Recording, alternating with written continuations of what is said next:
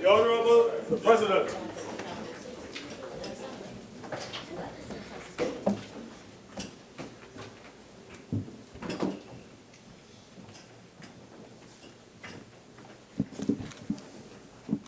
Let us pray.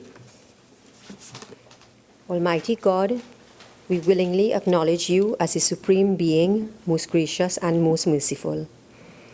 Look down, we beseech you, on us who are members of this Senate, and deign to assist us in the duties that we have to perform on behalf of our beloved country of Trinidad and Tobago. Open our eyes to see the truth and help us to accept it with all its implications into our lives. Direct us, O Lord, in our deliberations, so that setting aside private interests, unwholesome prejudices, and personal affections, we may treat all matters set before us with honesty, courage, and conviction. Through all we say and do in this Senate, may we give glory and honor to your holy name, inspire confidence in our fellow citizens, and make a positive contribution to the peace and prosperity of our nation. Amen.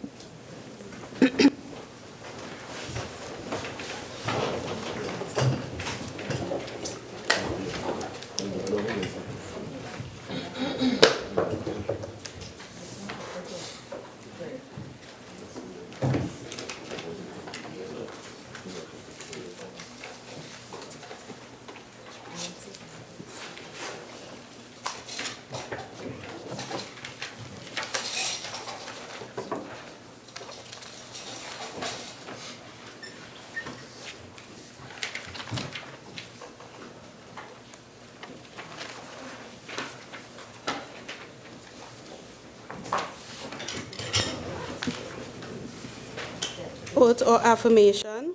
Announcements by the President. Honourable Senators, I have granted leave of absence to Senator Nigel de Freitas, who is out of the country.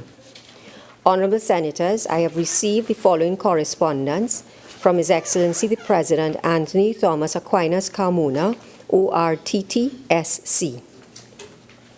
The Constitution of the Republic of Trinidad and Tobago, by His Excellency Anthony Thomas Aquinas Carmona, ORTTSC, President of the Republic of Trinidad and Tobago and Commander-in-Chief of the Armed Forces.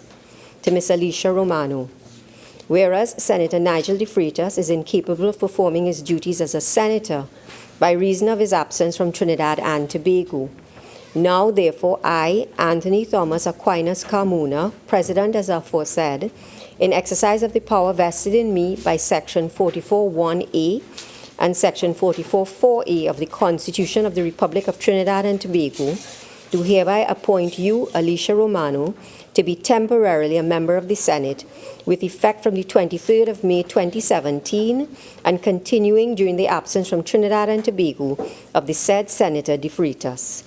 Given under my hand and the seal of the President of the Republic of Trinidad and Tobago at the Office of the President St. Anne's this 22nd day of May 2017. Honourable Senators, a senator is required to take the oath.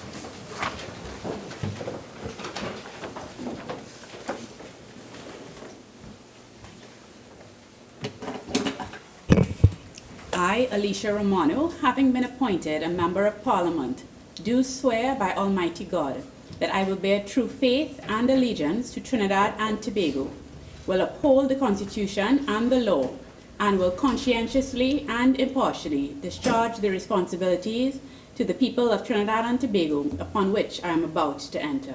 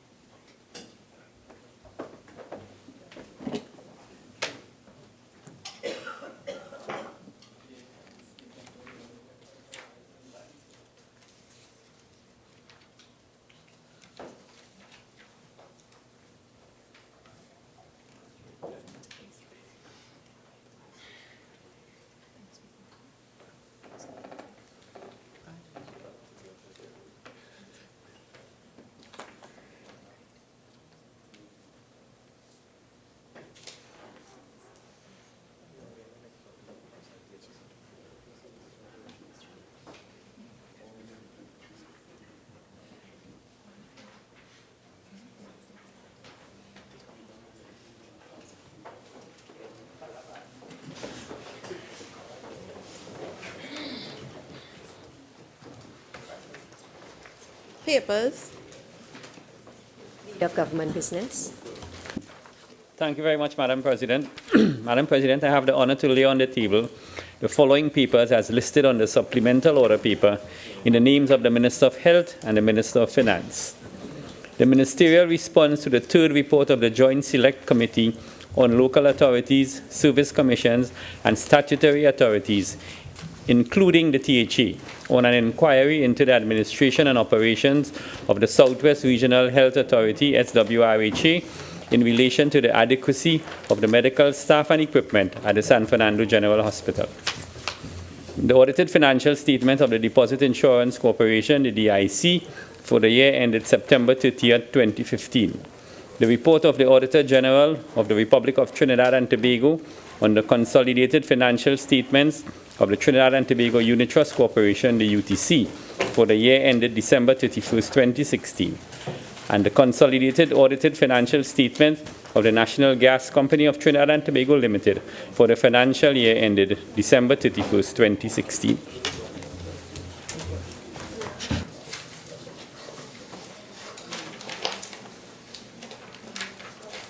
Reports from committees. Senator Coppin.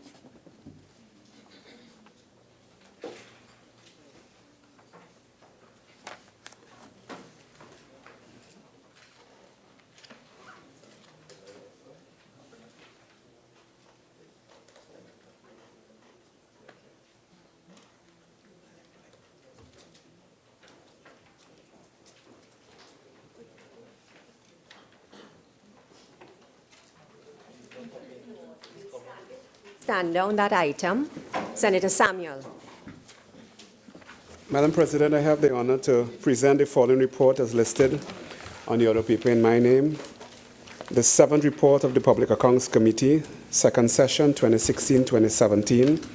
11th Parliament on the examination of the report of the Auditor General on the public accounts of the Republic of Trinidad and Tobago for the financial years 2014 and 2015, with specific reference to the Ministry of Education.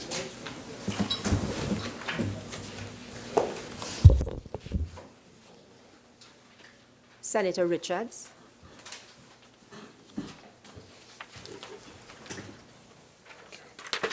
Thank you, Madam President.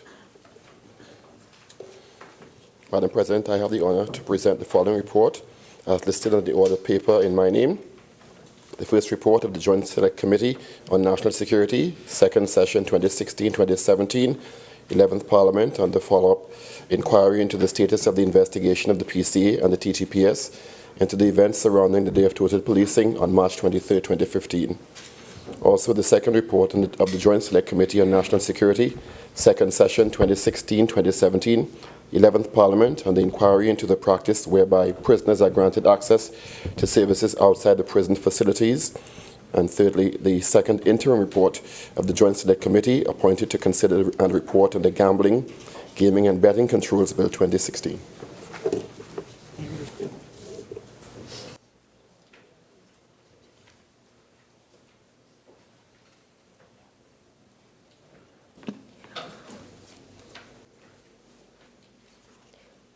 Honourable Senators, Senator Richards, with respect to the second interim report of the Joint Select Committee on the Gambling Control Bill, I need a member of that committee to lead that report.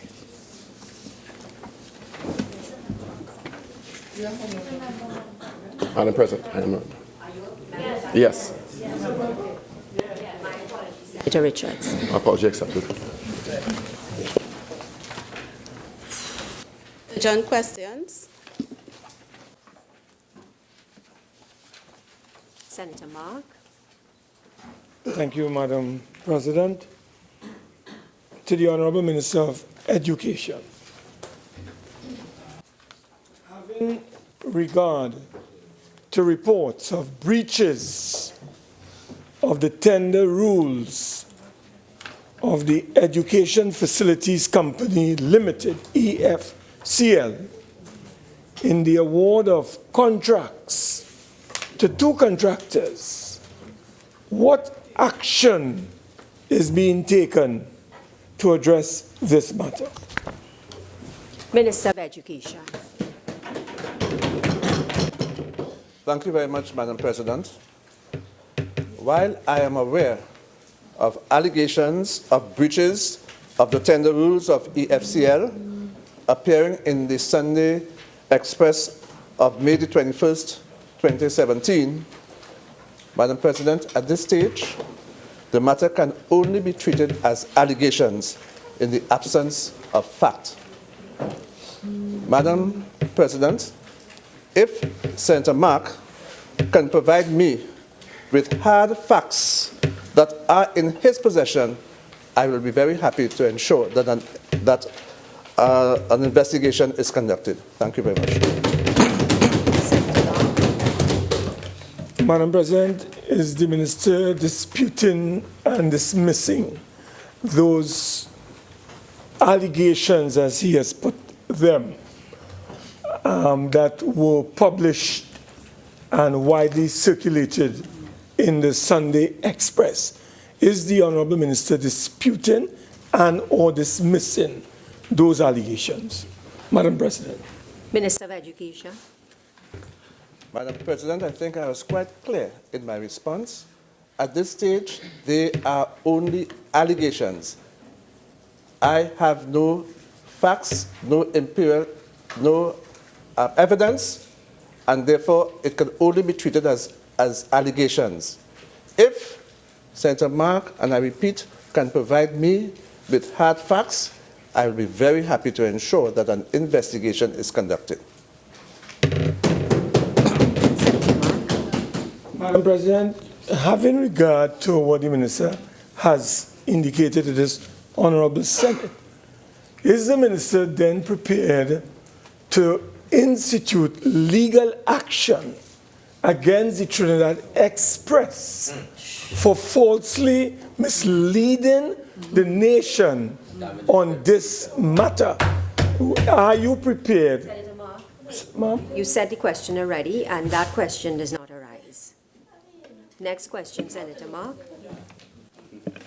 You want me to rephrase my question? No, I've not allowed the question. You've asked it already. So the next question, please, Senator Mark. Madam President, to the Honourable Minister of Works and Transport. Given the recent reports of persistent mechanical failures of the Trinidad and Tobago Express, not the newspaper, this is the boat. Senator Mark, please read the question. Yes. What urgent steps are being taken to bring relief to persons using the inter-island ferry service? Minister of Works and Transport. Thank you, Madam President. Madam President, the government intends to take immediate steps to thoroughly overhaul and rehabilitate the two INCAT fast ferries that is currently owned, so that they can restore to full functionality and provide the level of quality service enjoyed on the route prior to May 2010. As additional measures, arrangements are currently being made to immediately source an additional wave-piercing catamaran passenger vehicle fast ferry, similar to the design, features, and capacity to the current INCAT vessel, such as an INCAT 046 or other suitable fast ferry, on a short-term to medium-term full charter basis, to allow the phase of dry docking and proper repairs and rehabilitation work on the two fast ferries owned by the government.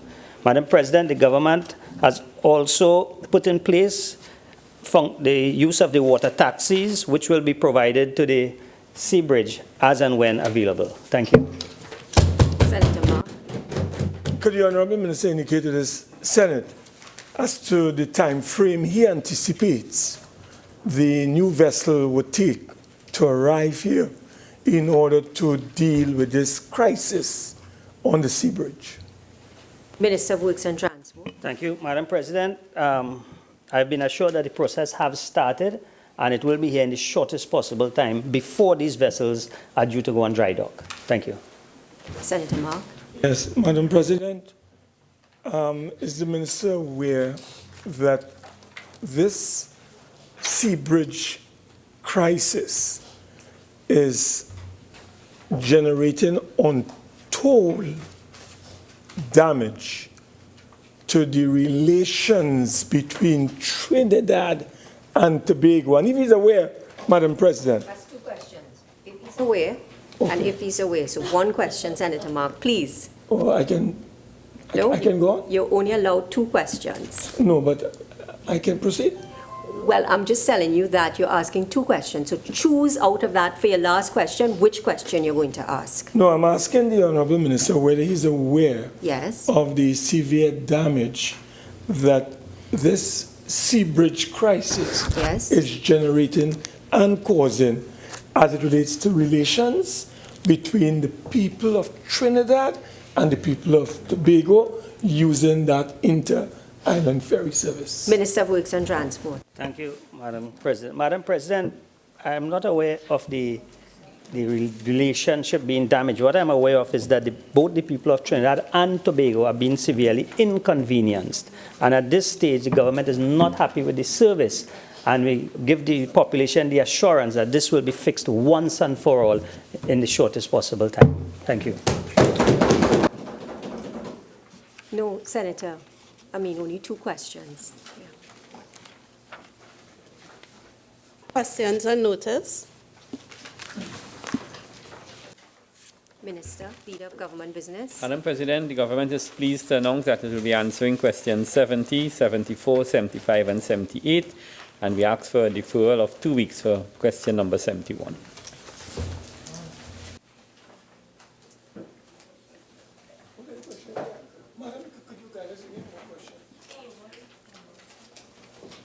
Questions 70, 74, 75, and 78 will be answered today.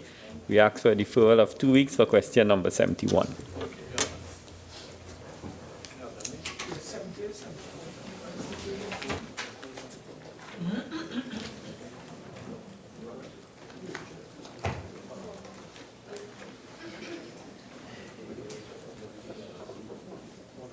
Senator Richards, question number 70. Madam President, but I don't have a list of the questions supplied. I apologize.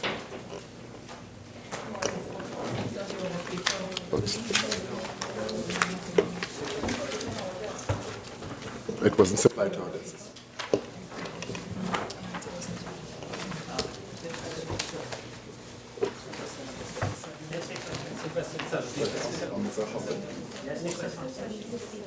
Question number 70 to the Minister of Housing, Works, Works and Transport. Thank you, Madam President. Madam President, the government intends to take immediate steps to thoroughly overhaul and rehabilitate the two INCAT fast ferries that it currently owns, so that they can be restored and fully functional and provide the level of quality service enjoyed on the route prior to May 2010. As an additional measure, arrangements are currently being made to immediately source an additional wave-piercing catamaran passenger vessel, fast ferry, similar in design, feature, and capacity to the current INCAT vessel, such as this 046 or other suitable fast ferry, in the short term and medium term, on a full charter basis. Thank you, Madam President. Senator Richards. Madam President, Minister, could you inform us if there's a timeline, given the urgency of the situation? Minister of Works and Transport. Madam President, I have been informed that the process has started and a vessel will be here in the shortest possible time before the vessel goes on dry dock. Thank you. Thank you, Madam President. Minister, could you be a bit more definitive than the shortest possible time? Minister of Works and Transport. Madam President, in procuring a vessel like this, there's the procurement system that has to go into place must be in keeping with what is good procurement practices. I have been told that the advertisement is going to be out in the newspaper by next week, and I would say within 2 weeks we should have a vessel. We are working on a timeline to get these both vessels on dry dock, and it will be within the time frame. Thank you. Senator Amin. Madam President, the minister having indicated that the water taxi will be used to transport passengers to Tobago, I want to ask how does that compromise the availability of the vessel to transport passengers north to south, and what measures are being put in place to ensure a reliable service of the water taxi from Port of Spain to San Fernando? So before I call on the minister, Senator, I mean, that's two questions that you just asked there, okay? It's fine. Minister. I think it's just one answer for the two questions. I did say that the vessel will be afforded to the port as and when available. That means there will be no disruption in the service from San Fernando to Port of Spain. The vessel is more used on a weekend when there's no use for it. Thank you. Senator Mark. Madam President, could the Honourable Minister indicate whether the government is prepared to compensate passengers who are severely inconvenienced as a result of the continuous mechanical breakdown in the two ferry service? Minister of Works and Transport. Madam President, the Port Authority have been working with the passengers. Some have been given tickets on the air bridge, and they are making arrangements to ensure that once passengers, just last week, they had actually put passengers up at a guest house for the inconvenience that they had to stay over in Trinidad and Tobago. In Trinidad, sorry. Senator Mead. Madam President, are any steps being taken to have a standardized procedure to afford passengers from the ferry service who cannot be transported a ticket on the airline to Tobago? Works and Transport. Madam President, the answer to that is no, because we don't expect this situation to last too much longer. Thank you. Senator Sturge. Can the Honourable Minister indicate how much the government has spent in terms of costs thus far for putting these passengers up in guest houses? Minister of Works and Transport. Madam President, that cost is very minimal. It happened just one night, and it was just a few passengers. I don't have the exact figure, but it is a very nominal cost. Senator Ramkissoon. Thank you, Madam President. Since we are using the water taxi, Minister, has a mechanical integrity assessment been done on the water taxi to see if it... Senator, I will not allow that question. Next. Senator Mark. Question number 74 to the Honourable Minister of National Security. Minister of Foreign and CARICOM Affairs. The government does not intend to reintroduce community comfort patrols. This program did not achieve its objectives of their personal security. Key among the initiatives being pursued to address this issue is the increase in the complement of municipal police officers across regional and borough corporations. The existing capacity is expected to be supplemented with an additional 800 officers. The responsibility of these officers, similar to that of the officers under the CCP program, will be to focus on community safety and security. That is, to interface with residents, preserve the peace, and reduce the incidence of crime in the communities within which they operate. Madam President, the increased presence, visibility of municipal police officers will help to prevent antisocial behavior and create a greater feeling of safety among residents. These officers, who are trained in a manner similar to that of their counterparts within the TTPS, are also expected to respond to reports of crime. Further, being actively engaged in community policing by virtue of the nature of their operations, the strengthening of the capacity of the municipal police is ultimately anticipated to enhance the relations between communities and the state's law enforcement assets. More importantly, the strengthening of the municipal police capacity will support the overall policing agenda by making available some of those officers who will have been engaged in community patrols to focus more closely on core policing activities like the investigation of offenses. Nonetheless, it is acknowledged that there remains a role for police officers and the need to maintain police presence in some specific communities to ensure that their residents enjoy feelings of safety and security. As such, mobile and foot patrols in those locations have been amplified. Specifically, high priority has been placed on policing the northern and the central police divisions, which have seen an increase in joint police-army operations. In addressing crime and criminality rather in such areas, the Commissioner of Police has also taken the bold step of changing the leadership in these two divisions, as well as placing the Northern Division under his direct control. It is known that citizens' perception of crime is largely influenced by the country's murder rate.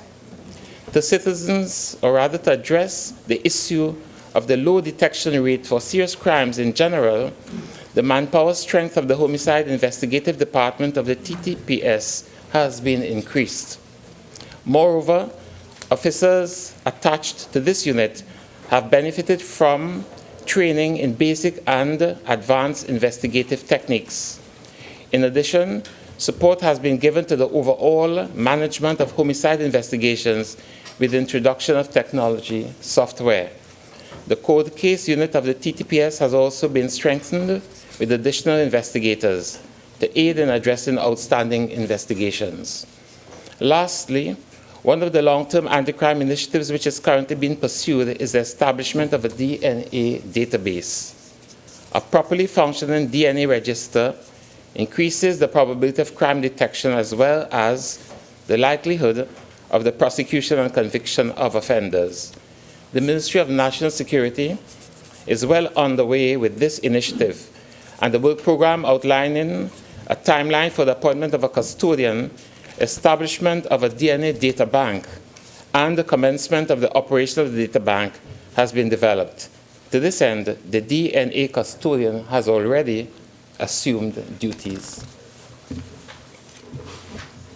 Senator Mark. Yeah, Madam President, could the Honorable Minister of National Security indicate to this Honorable House when will recruitment commence on the 800 municipal police officers who are expected to be deployed throughout the country? When will recruitment begin? Minister. Thank you very much, Madam President. The precision inherent in the question posed, I'm not enabled to respond. Thank you. Senator Mark. You cannot respond to the precision of the question posed. Could you advise this Honorable House of a time frame for the recruitment and deployment of these municipal police officers to provide that sense of comfort to the national community with the removal of the community comfort patrols? Minister. Preparation is well underway, and in the shortest possible period of time, we will ensure that what needs to be in place will be in place so as to assuage any fears that the honourable member might have. Senator Mark. Madam President, the Honourable Minister alluded a short while to a strengthening of the homicide division in an effort to deal with murders. Would the Honourable Minister be willing to share with us the strengthening? When you said the strengthening, is it in terms of numbers, in terms of equipment, in terms of resources? Could you clarify for us what you mean and what has happened as a result of this strengthening effort? Senator Mark, before I call on the Minister, I'm trying to impress on senators to ask one question at a time. Minister. Accordingly, I would respond to the first part of the question. Is that appropriate? The strengthening, it is across the board in terms of capacity, in terms of orientation as well. Senator Amin.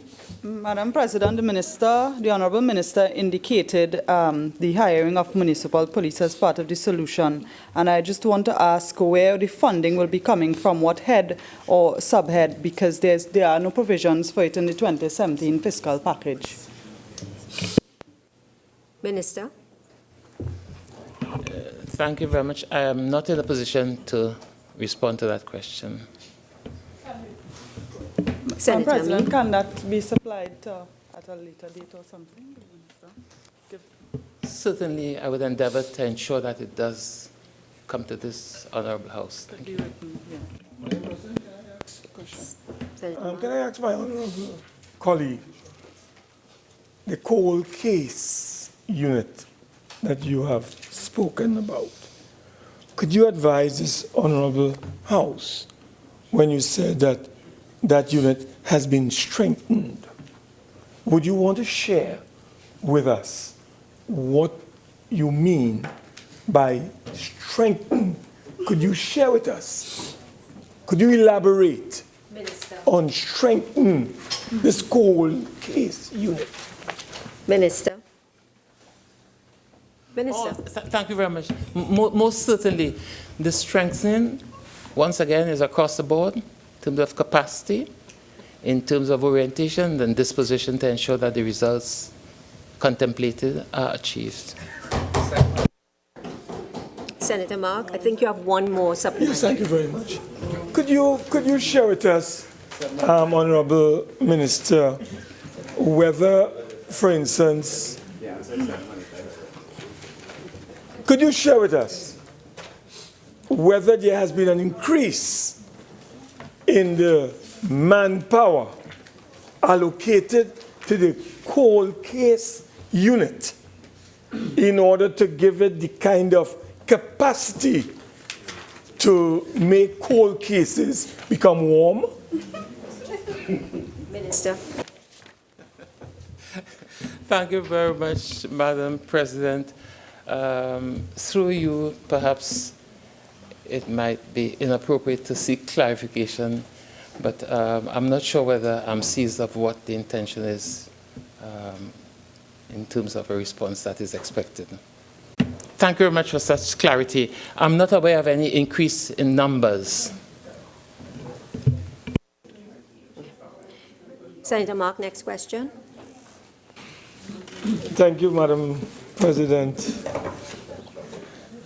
Question number 75 to the Honourable Minister of Planning and Development. Leader of Government Business. Thank you very much, Madam President. Madam President, the Board of the Chagaramas Development Authority, the CDA, at a special meeting held on Tuesday, the 9th of March 2017, agreed to conduct a manpower audit of the authority. This audit will determine the human resources required to achieve the strategic objectives of the CDA. The terms and reference of the consultancy include: 1. Review relevant documents to assist in carrying out the manpower audit, example, current structure, policies, the CDA Act, and the CDA strategic plan for the period 2016 to 2019.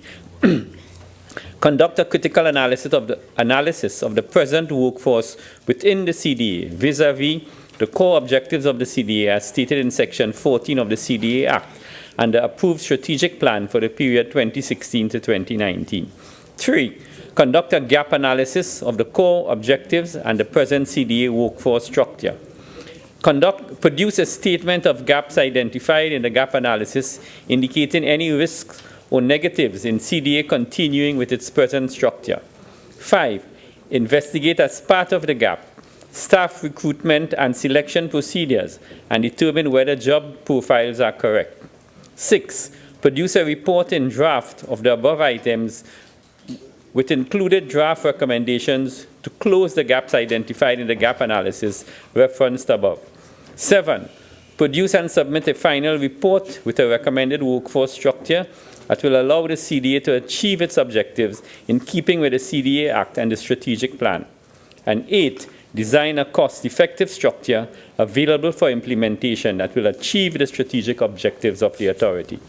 Madam President, the audit began on April 19, 2017 and is expected to be completed in 8 weeks. In keeping with good industrial relation practice, the results of the audit will be shared by the majority trade unions. Senator Ma. Thank you, Madam President. Could the Honourable Minister indicate to this Senate which firm has been engaged by the government to conduct this audit for the CDA? Minister. Madam President, I've been advised that the firm of Gloria Eastman and Associates was selected to conduct the human resource audit. Senator Ma. Madam President, could the Honourable Minister share with this Honourable House what will it cost the taxpayers to have this audit conducted by the firm that he mentioned? Madam President, regretfully, I don't have that figure with me, but that can be easily provided to the House and to Senator Mark personally. Madam President, may I also ask or inquire of the Honourable Minister whether, upon completion of that audit, whether the contents of that audit will be shared with the Parliament of the Republic of Trinidad and Tobago. Madam President, not every report and study that a company undertakes needs to come to the Parliament. The CDA can be summoned by one of the Joint Select Committees and the Oversight Committees, the ones that cover its jurisdiction, and these matters can be raised there. But what I have said here is that in keeping with good industrial relations practices, obviously a human resource audit has to be shared and will be shared with the majority trade union.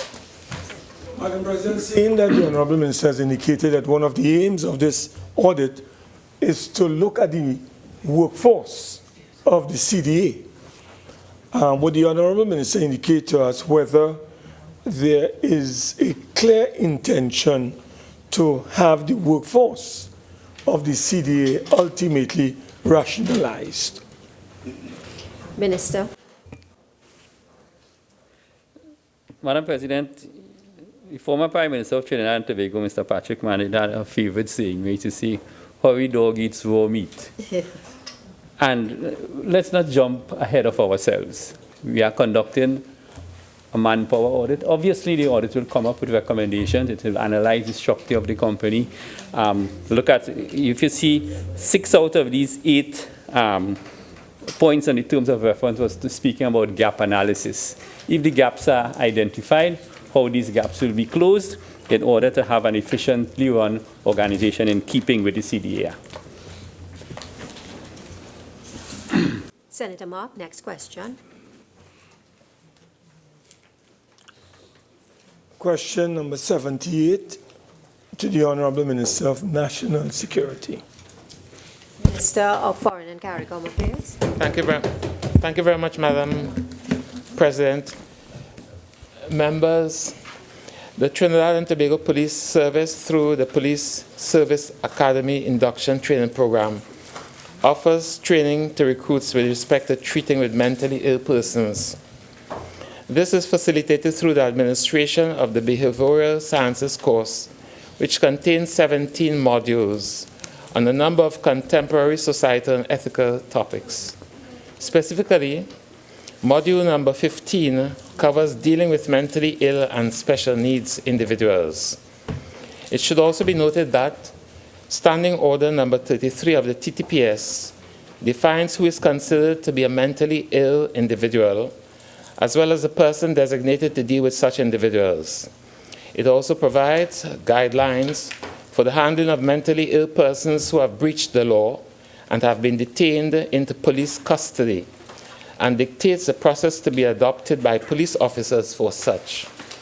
Furthermore, the Standing Order states when and how a police officer shall render assistance for the apprehension and safe conveyance of the mentally ill person to a psychiatric hospital, medical institution, designated for handling such cases or to a police station. Notwithstanding the training and guidelines provided, in light of the recent reports involving police officers and mentally ill persons, the Trinidad and Tobago Service is in the process of reviewing its training program.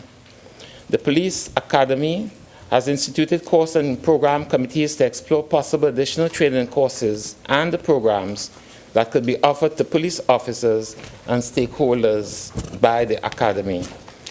The Academy has also initiated preliminary discussions with a number of stakeholders and experts in the field of law enforcement, society, and mental illness, with the intention of holding roundtable discussions on ways to improve its training program.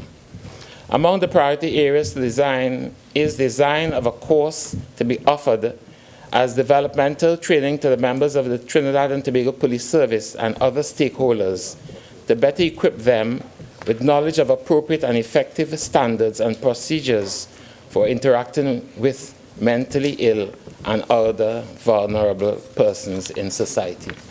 Madam President. Senator Mark. Madam President, could the Honourable Minister share with us how long this module that you mentioned have been enforced at the Academy for the training of recruits in better understanding how to handle mentally ill persons? How long has that been in existence, Madam President? Minister. I could undertake to bring to this House that piece of information in the future. I'm not able at this point to furnish such a response. Madam President, is the Minister aware that the Parliamentary Secretary in the Ministry of National Security at a recently held JSC meeting in this Parliament publicly stated that there is no training for police officers to deal with mentally ill patients? Are you aware of that statement made by the Parliamentary Secretary in the Ministry of National Security? Minister. I do not share in such an awareness. Well, I am bringing it to you, since you don't share. Senator. Oh, sorry, Madam President. Please. I am advising the Honourable Minister. No, Senator Mark, you have to ask. I'm asking. Yes. I'm asking him. If it is, Madam President, that the Parliamentary Secretary in the Ministry of National Security has gone on public record as saying that police officers in this country are not trained to deal with mentally ill patients. If that has been said, Madam President, through you, would the Minister concur or disagree? Senator Mark, I won't allow that question in light of what the Minister previously said. Okay? May I ask another one? You have one more question to ask. Yes, I am. Perfectly. No, I'm just asking about... No, that's fine. You ask your fourth supplementary question, Senator Mark. Oh, thank you, Madam President. Madam President, the Honourable Minister spoke to the issue of guidelines and process involving the training of personnel of the police service in handling mentally ill citizens of our country. Would the Honourable Minister, Madam President, wish to enlighten the Senate on the guidelines and processes utilized by the police in addressing the issue of treating with mentally ill patients? Madam President? Minister. Sorry, thank you very much, Madam President. I am given to think that such might be elements involved in the training program that is on offer, and I wouldn't want to join others in the invitation to pursue speculative ventures. Thank you.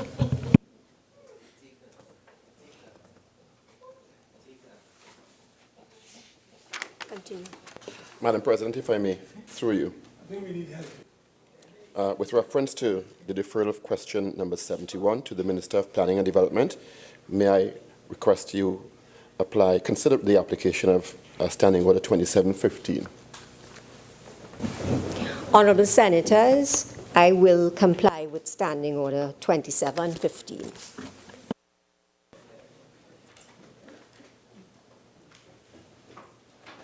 Motions relating to the business or sittings of the Senate and moved by a minister.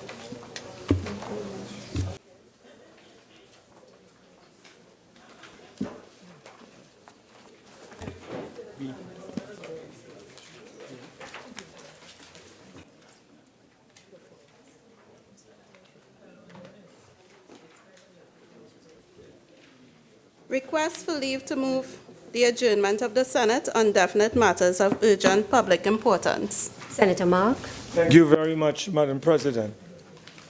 Madam President, I hereby seek leave to move the adjournment of the Senate today under Standing Order 16 for the purpose of discussing a definite matter of urgent public importance.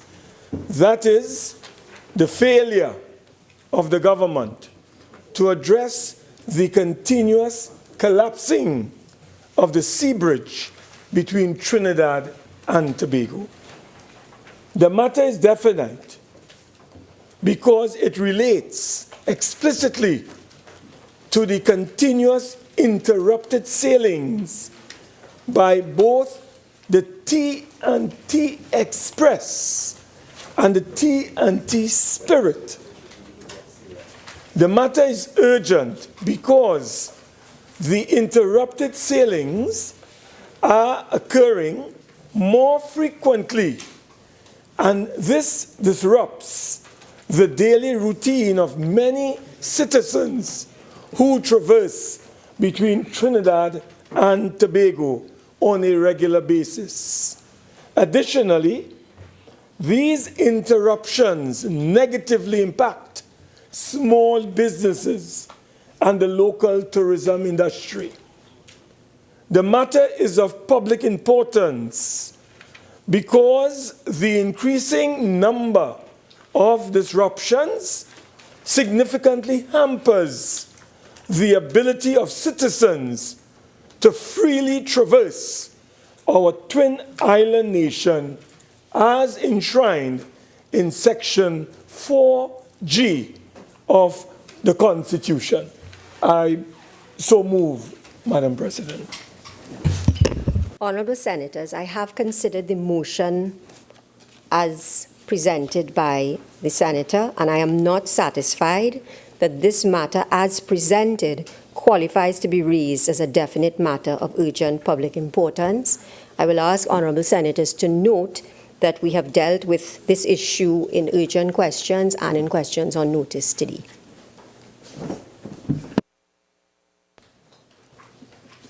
Motions relating to the business or sittings of the Senate and moved by a minister. Leader of Government Business. Madam President, just out of procedurally, seeing that Senator Coppin hasn't officially laid the report yet, so if Senator Richards did it? Okay, sorry, thanks. Thank you, Madam President. Madam President, having regard to the second interim report of the Joint Select Committee appointed to consider and report on the Gambling, Gaming and Betting Control Bill 2016, I beg to move that the committee be allowed an additional and an extension of 6 weeks in order to complete its work and submit a final report to the Parliament by June 30th, 2017. Honourable Senators, the question is that the Joint Select Committee on the Gambling, Gaming and Betting Control Bill 2016 be allowed an extension of 6 weeks in order to complete its work and submit a final report to Parliament by June the 30th, 2017. Those in favor say aye. Aye. Those against say no. The ayes have it. Public business, private members' business, motions. Senator Mark. Thank you very much, Madam President. Madam President, I rise and I beg at the same time to move the following motion standing in my name. Whereas financial and administrative autonomy of Parliament is an undisputed benchmark of a true democracy. And whereas a joint select committee established during the 10th Parliament to consider proposals for the autonomy of Parliament reported to both houses that parliamentary autonomy should be viewed as a recalibration of the existing relationship between the executive and the legislature.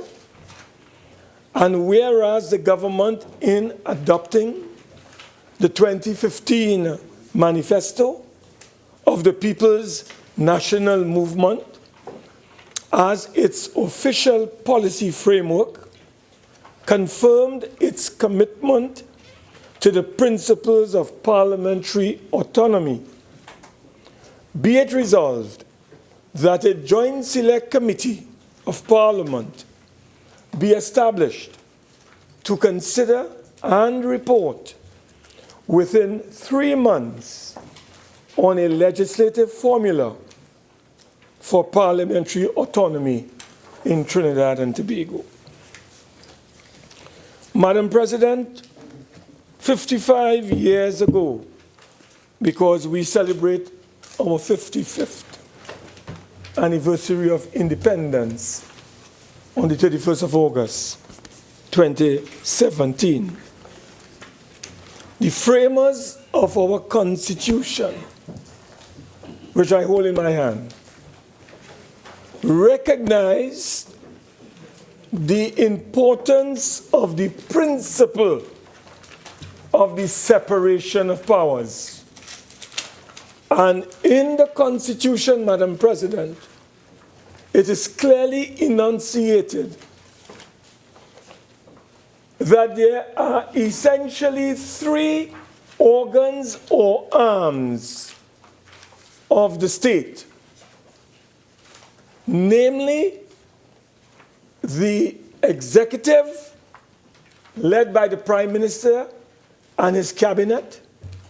They deal with policy-making matters and running the country. There is the judiciary, headed by the Chief Justice, responsible for the interpretation of the laws that we pass in this Parliament and the interpretation of the Constitution. And finally, there is the legislature, or the Parliament, which is the 3rd arm or organ of the state. And that organ is responsible for a number of functions. The main ones would be lawmaking, representation, oversight, and the supply of finance. But there are other functions that we perform as a legislature. Madam President, for 55 years, the Parliament has been treated like a department and ministry of the government of the Republic of Trinidad and Tobago. The executive arm of the state, because of the kind of hybrid situation that we have in Trinidad and Tobago, because the executive sits in the parliament and they have the majority. And what has happened, Madam President, is that the parliament has literally become the plaything of the executive. In many instances, the parliament has been hijacked, kidnapped, arrested by the executive arm of the state, contrary to the constitution of our country. And Madam President, efforts were made in the year 1999-2000 to address this question of a new management structure for the Parliament by establishing a board of management and a parliamentary commission. Well, we didn't get very far with that. Then another effort was made in the 10th Parliament in an effort to ensure that those noble goals and objectives of that institution called the Parliament be established. But, Madam President, circumstances did not facilitate that. So we are now in the 11th Parliament, and we are now 20 months into the 11th Parliament. And even though the PNM has stated in its manifesto in broad terms that it is committed to the principle of parliamentary autonomy. And when we talk about parliamentary autonomy, Madam President, we are talking about functional autonomy from the perspective of the Parliament having the power to deal with administrative autonomy, financial autonomy, and institutional autonomy. And Madam President, if the Parliament is to assume and to execute its constitutional roles as outlined in the Constitution, it cannot continue to be the plaything of the executive. We have to proceed, Madam President, in a way to ensure that the Parliament, in accordance with the Constitution that says, under Section 75, the Cabinet is collectively accountable to the Parliament. And if they are to be collectively accountable to the Parliament, Madam President, we must have the institutional strength. We must have the capacity in order to bring that executive to book, to account, and to scrutinize their every action and every decision. We must be able to do so, Madam President. And Madam President, I must tell you, apart from the PNM enunciating in its manifesto its commitment to functional autonomy of the Parliament, we received in this Parliament a document titled the Legislative Agenda of the PNM for the next 5 years, the government of the PNM. And Madam President, in spite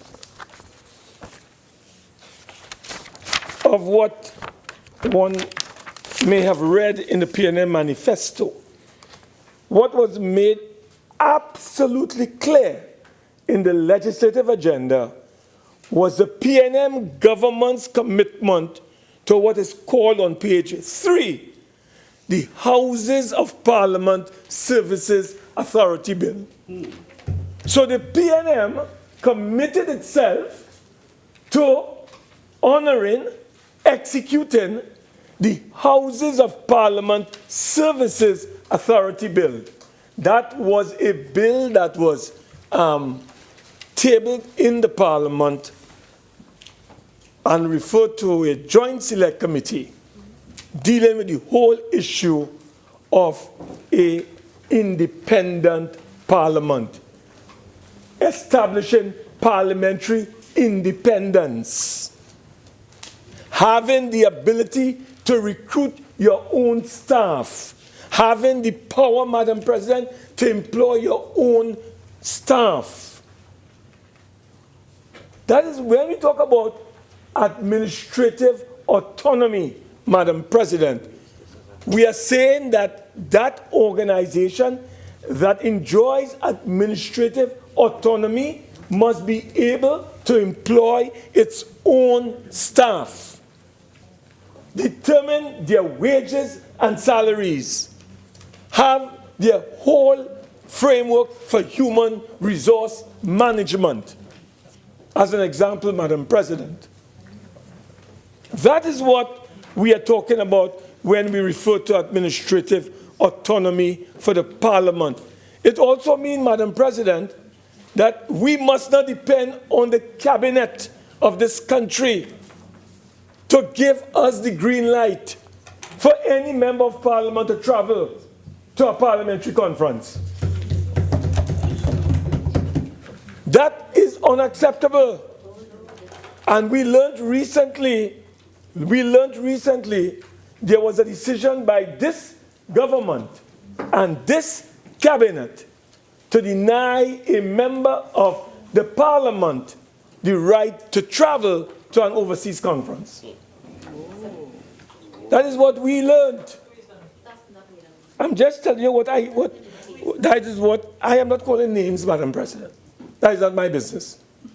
I am bringing to your attention the need for the Parliament to have its own independence and not to allow any cabinet or executive to determine, for instance, Madam President, these matters. That must be done by the legislature, an independent legislature.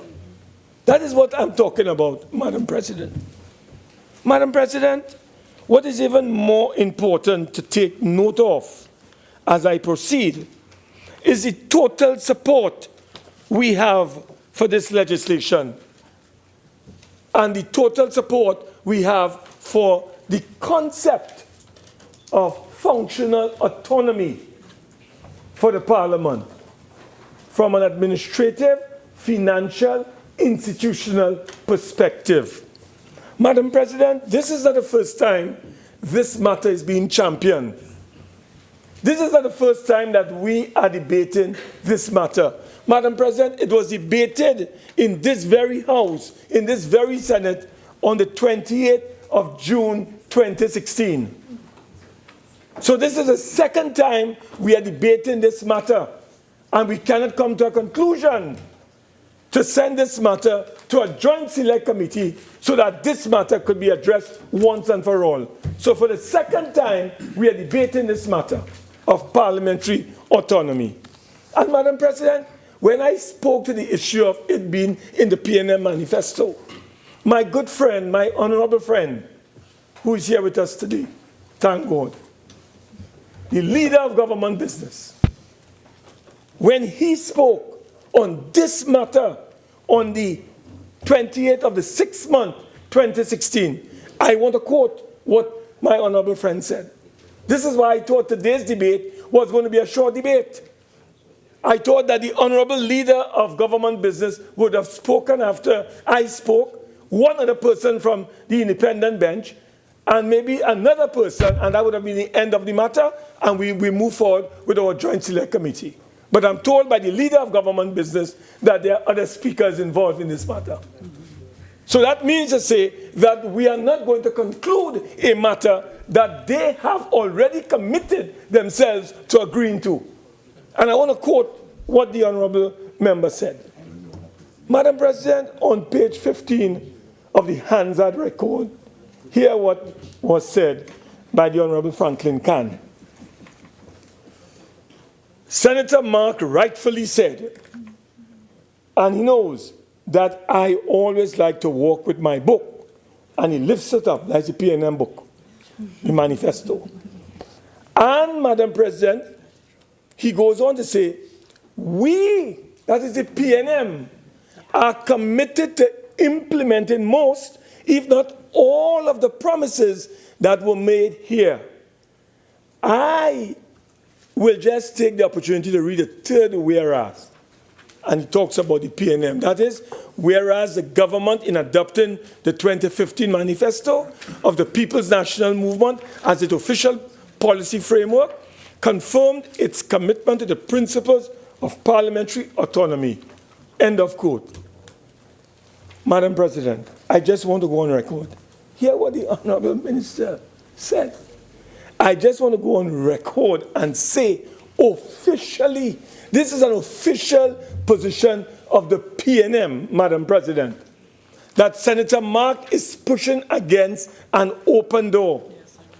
And during his term in office, during this term in office, that is the term that they are now going through, we are committed that parliamentary autonomy, like many other things, will happen in Trinidad and Tobago for the first time in conjunction with judicial, financial, and administrative autonomy. He goes on further to say, Madam President, we are committed to those two, judicial autonomy, fiscal, financial, and parliamentary autonomy. This is what the Honourable Member said. And I gave the commitment that this is going to happen.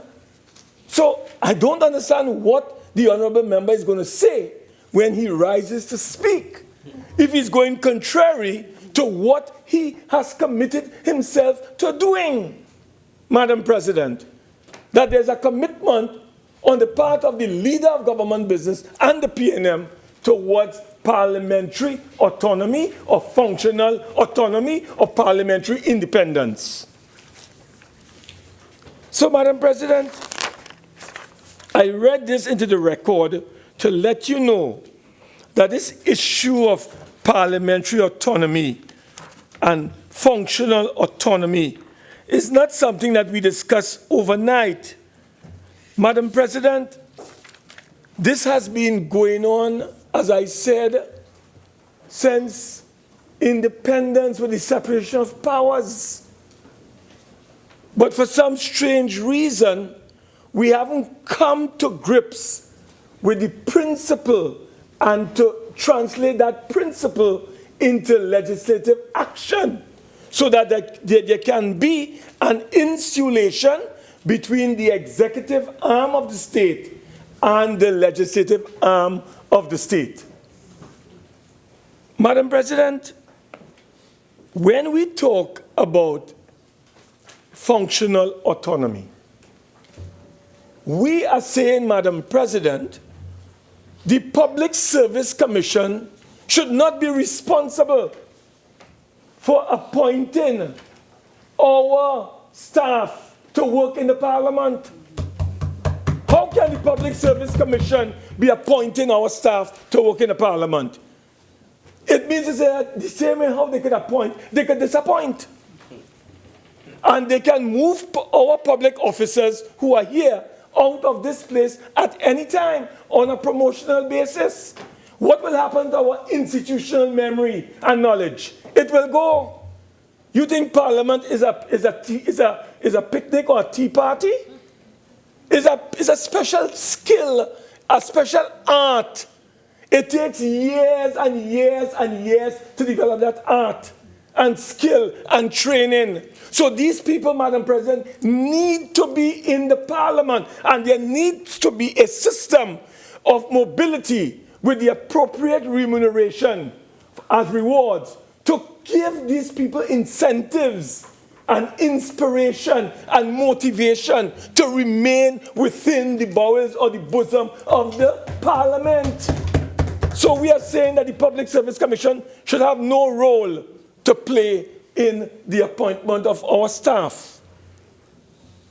And contract officers are approved by who? The Chief Personnel Officer.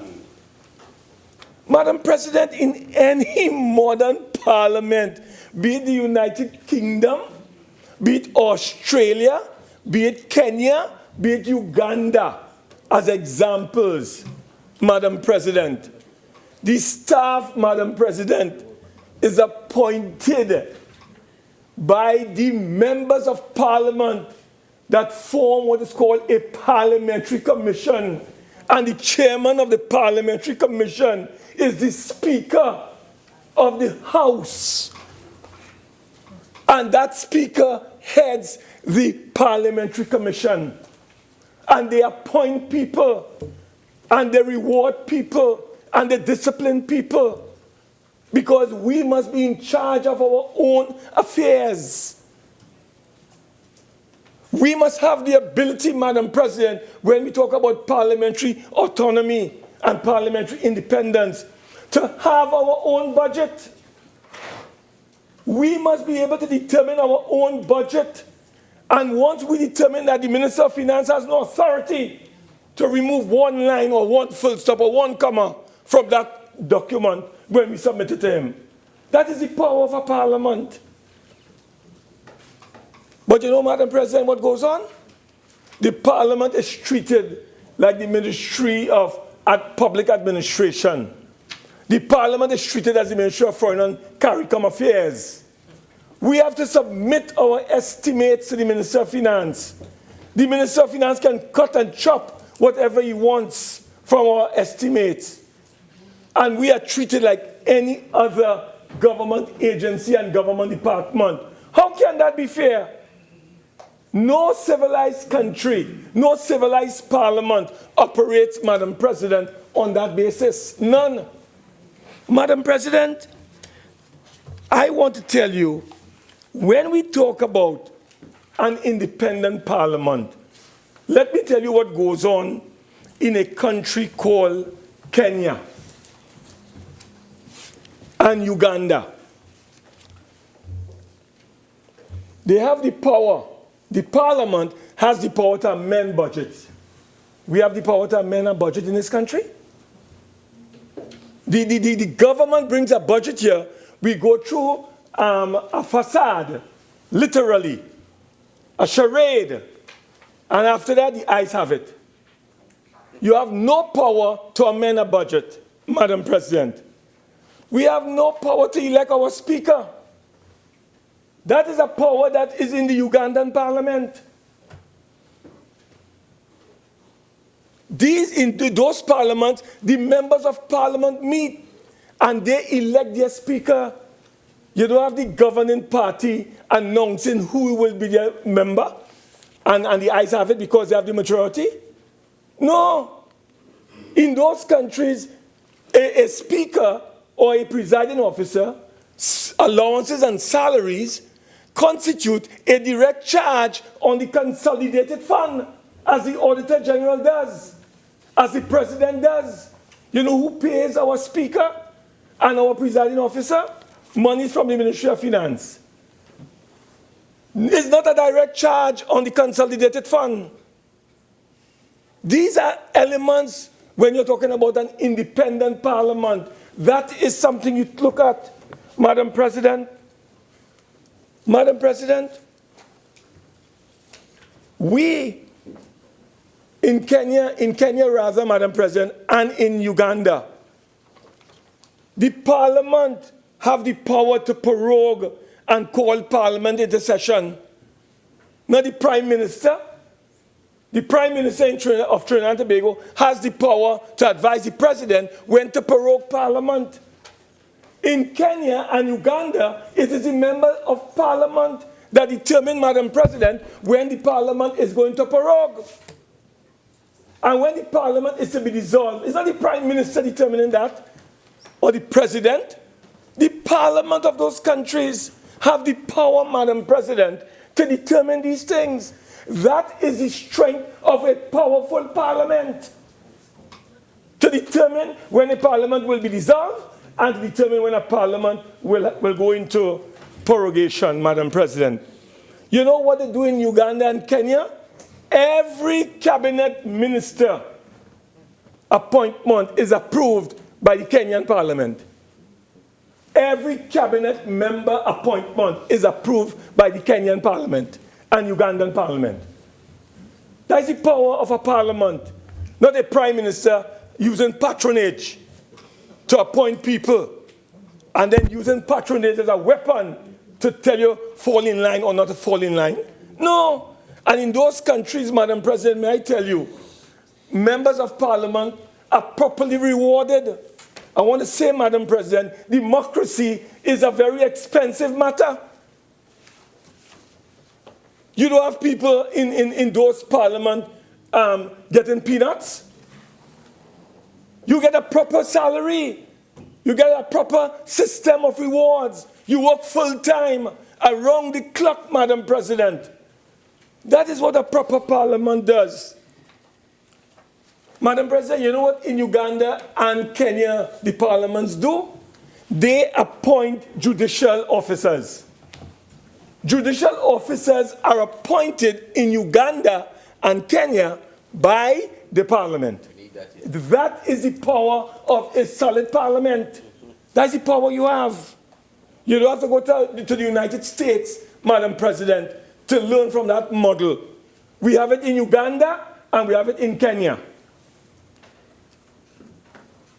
And they can impeach the Prime Minister and or the President. So, Madam President, I bring these things to your attention to let you know that this question of parliamentary autonomy and parliamentary independence is very serious. I have read in the papers, I don't know how true, but the Attorney General, who should have an interest in promoting parliamentary autonomy, is going elsewhere and holding meetings with others to promote their autonomy. But we have heard nothing from the government, Madam President, as it relates to autonomy and independence for the parliament. But secret meetings are being held, private meetings are being held in other places with other individuals to achieve the same objective, but we are left all alone. The opposition has to move a motion. And for the second time in 20 months, to beg the government to agree to a joint select committee so that before the 5-year term is up, we can have, Madam President, genuine autonomy, financial, administrative, and institutional independence and autonomy for the parliament. Why should we be begging for that? That is an entitlement under our constitution. That is what the separation of powers represents, Madam President. So we shouldn't be begging for the separation of powers. It is there. We shouldn't be begging for autonomy. We're entitled to that, Madam President. So, Madam President, these are matters that I want to draw to your attention. And, Madam President, there's a report that constitutes a document. It's called the Report of the Joint Select Committee appointed to consider the legislative proposal entitled the Draft Houses of Parliament Service Authority Bill 2014. It is on the website. This is a document, and it lays the framework, Madam President, for the way forward. But we are now 20 months into this administration, and not a single attempt has been made to bring about parliamentary autonomy. Madam President, you know what parliamentary autonomy means? It means that the presiding officers, and in this instance the Speaker, is in charge of the parliamentary estate. The Speaker is in charge of the parliamentary estate. What we have seen under this government is that the parliamentary estate that we have, called the Red House, has been taken over by the Prime Minister. So the Prime Minister has taken over the Red House from the Parliament and going about his own merry business, dealing with what we want and what we don't want. Madam President, that is unheard of. That cannot happen in England. It cannot happen in Uganda. It cannot happen in Kenya. And I can tell you, under Kamla Prasad Bisesa, when I was Speaker, it couldn't happen in this Parliament. We were in charge of that whole exercise.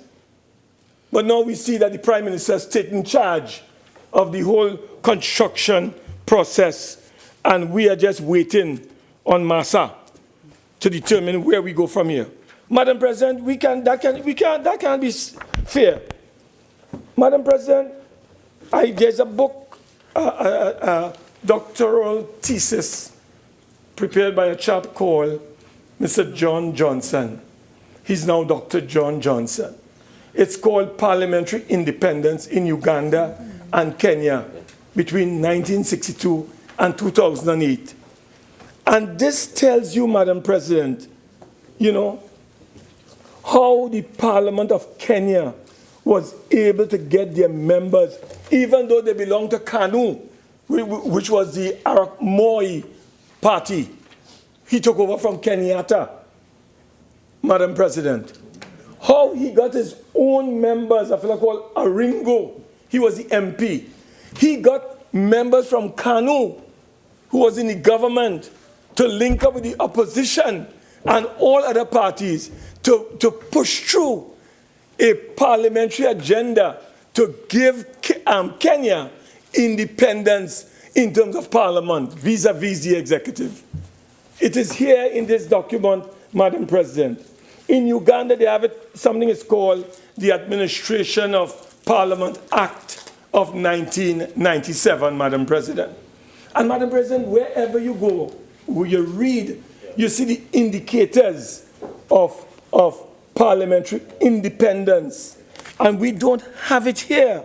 And this is why, Madam President, we are moving for the second time in less than, it was June last year, Madam President, we are in May.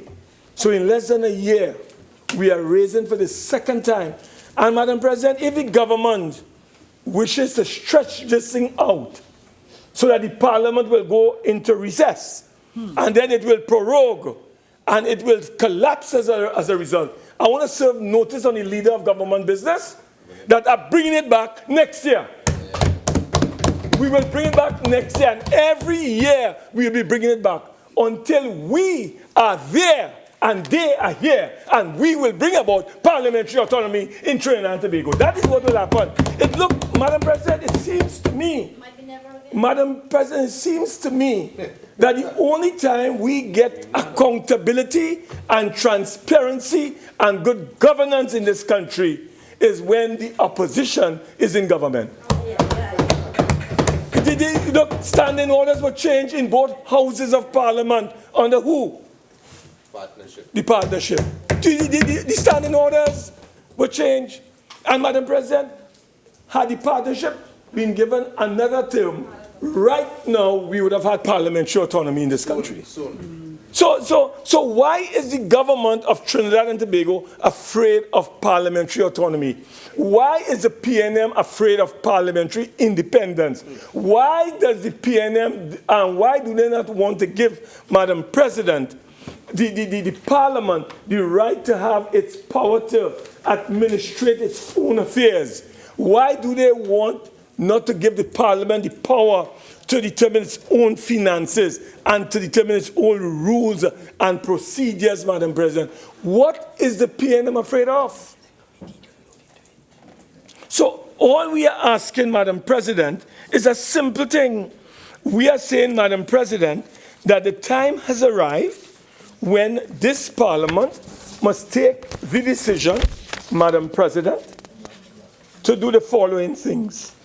We are saying that be it resolved that a joint select committee of Parliament be established to consider and report within 3 months on a legislative formula for parliamentary autonomy for the Republic of TNT in terms of its parliament. Madam President, how can we oversight, or oversee rather, or supervise effectively $53 billion. At one time, it was $63 billion.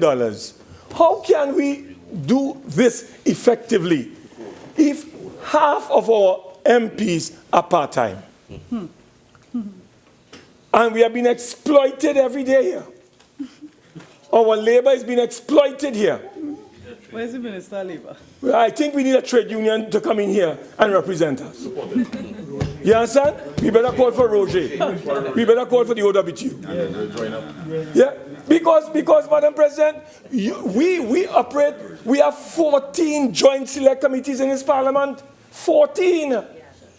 And then they have a joint select committee on gambling, a joint select committee on cybercrime. They have another one on insurance. And Madam President, I saw where we are about to receive just now in this house a request for 2 more joint select committees. One to deal with the so-called 2030 blind plan called Vision 2030. And then the other one is to deal with health. So Madam President, committee after committee, but every one of us who are not a cabinet minister have to work to make 2 ends meet. How are we going to supervise, Madam President, effectively? Yes, Madam President. How are we going to supervise effectively? How are we going to keep the government in check, Madam President? How are we going to scrutinize this government effectively if we do not operate on a full-time basis? In Kenya, they appointed a joint select committee on anti-corruption. And I think that we should have that in this parliament. Because look at what the Honorable Minister of Education came here and said today. He said the Express article was just based on allegations. Allegations. And nobody has sued the Express. Madam President, if we had an anti-corruption committee here, in fact, I think the person who is in charge of the State Enterprises Committee, my good friend, David Small, Senator David Small, should summon the Education Facilities Company and let them explain their actions. And Madam President, if we had an anti-corruption committee, we would have been able to do that today. But all kinds of things are happening and bypassing us, Madam President, because at times, Madam President, we do not have the, we are overworked. But even though we are overworked, we still continue, Madam President, to do the people's work, the people's business, Madam President. So we are calling on the government of Trinidad and Tobago, Madam President, to support this motion and to take steps to have established this joint select committee so that in short order, Madam President, we can proceed, Madam President, to have in this country and in this parliament genuine parliamentary autonomy and independence for the people of the Republic of Trinidad and Tobago, Madam President. We should never have, I think even the Honorable Franklin Khan, in his contribution, Madam President, said he too couldn't understand, as a cabinet minister, why notes have to come to him for his approval as a member of cabinet dealing with matters involving the parliament. So anything you want to do and it needs money, you have to go to the cabinet, cap in hand, begging the government of Trinidad and Tobago. That is wrong, Madam President. It's wrong. It's ludicrous. And we have to correct this. And we have to do it collectively, Madam President. We must love our parliament. And we must defend that institution. Madam President, I want to tell you, the stronger a parliament, the richer the democracy. A strong parliament represents a strong democracy. A strong legislature means a very powerful and independent body that can hold the executive to account and, if necessary, dismiss a prime minister. Yes, I'm saying any prime minister. It doesn't matter from which party. We must have that power. And, Madam President, we, as members of Parliament, must be able to defend. Madam President, one of the challenges that we have here, we have this triangle, literally, of the executive, which is the cabinet. Downstairs here, you have the political party, and on the next side, you have the Parliament. And it's a battle. To get in the cabinet is patronage, because that's where you get the perks. You get good salary. And if you're a backbencher, Madam President, they take out the whip and they say you have to vote according to party lines. So even though your conscience is telling you that this is wrong, you have to vote in accordance with party line. So, Madam President, what is happening is that there's a conundrum when it comes to issues of critical importance. To strengthen our Parliament, our very members of Parliament are caught in a triangle. Senator, you have 5 more minutes. Yes, thank you very much, Madam President. They are caught in a triangle, Madam President, as to what they are going to do and what they should not do. But we have to find a balance, Madam President. We have to strike a balance. It is in the self-interest of all members of Parliament to ensure that we have parliamentary independence. It is in their self-interest. Because the legacy that we will leave for the children of tomorrow is a Parliament that has the power to make the executive account, Madam President, and to scrutinize their very action and every action they take, Madam President. So, Madam President, I think I have said my bit. I think I have made my case. I think that in a modern society, as Trinidad and Tobago, as we modernize, we are still backward in many respects. I am ashamed when I go to conferences in the past and I see small countries like Seychelles, right? And you go to Fiji, and those countries have almost parliamentary independence. And we, Trinidad and Tobago, in 2017, we are still in the backwaters as it relates to having that independence, Madam President, having that ability to raise, to determine our own budget. Madam President, you know what happens in Uganda and Kenya? The clerk or the Secretary General, they drop the estimate with the Speaker at the Parliamentary Commission level. Then they pass it on to all members of Parliament. Members of Parliament go through line by line and determine what, if they want to make changes. And, Madam President, at the end of the day, they come to the very Parliament and they vote for their budget. That budget is sent to the Minister of Finance, and he cannot change a comma or a full stop. That is the power of a Parliament. And that is the kind of power we want in terms of having that ability to determine our own finances, our own budget, Madam President. So, Madam President, time flies. I'm about to land again. I want to appeal to the government, because the government has the responsibility. Do not twiddle. Do not engage, Madam President, in sophistries. Let us understand that the time has come for us to move the Parliament of the Republic of TNT forward. And one of the ways of doing so, Madam President, is through legislation establishing a corporate body in order to enshrine in that piece of legislation the right of Parliament to employ its own staff administratively, the right of Parliament to determine its own budget, Madam President, the right of the Parliament to determine its own rules and procedures that we do not have the power to do at this time. So, Madam President, in closing, I really would like to thank you for giving me the opportunity, the second time, Madam President, in less than a year, to come back to you and to raise the same issue.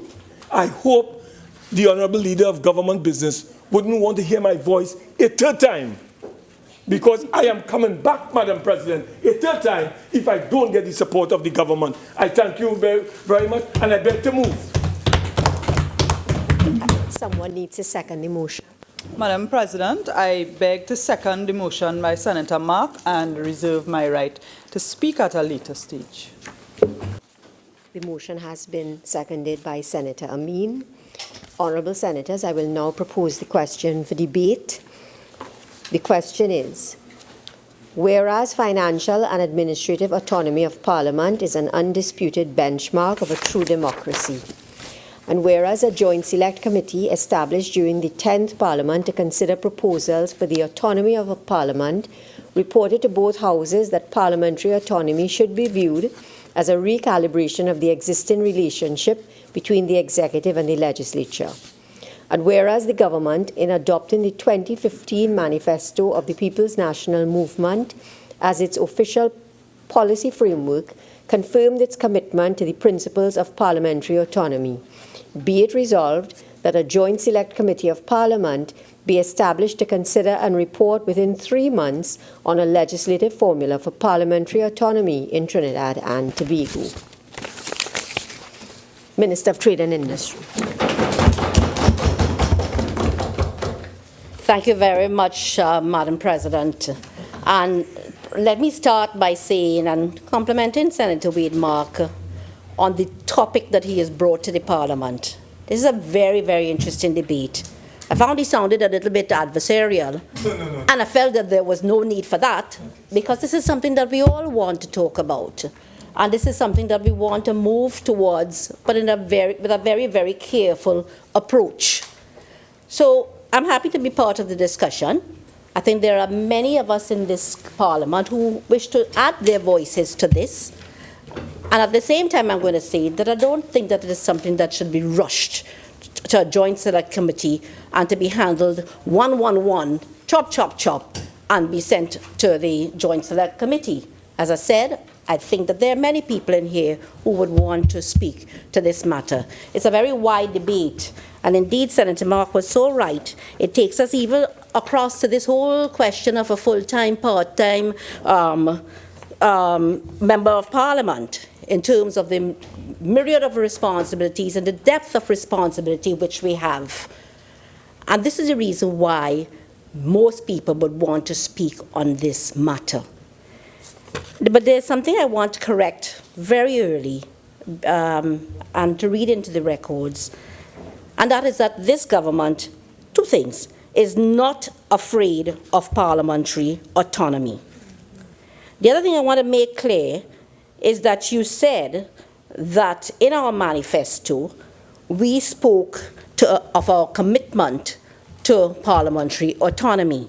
And therefore, I want to go directly to our manifesto, 2015, Let's Do This Together. And I commend you with a good sense to having looked at our manifesto. There's much in there that you can benefit from. And let me read the words.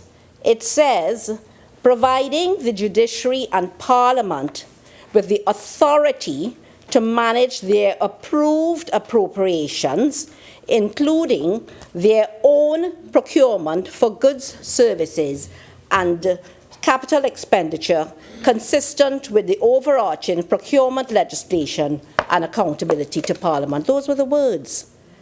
And if I understand this rightly, and I think all of us would understand in this House, this speaks about budgetary matters. This does not address administrative matters at all.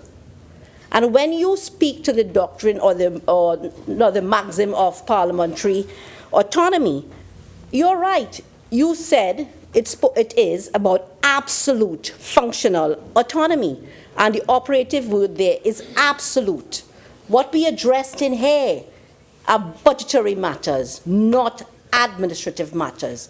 And you said it, you explained what functional autonomy is: financial, institutional, administrative.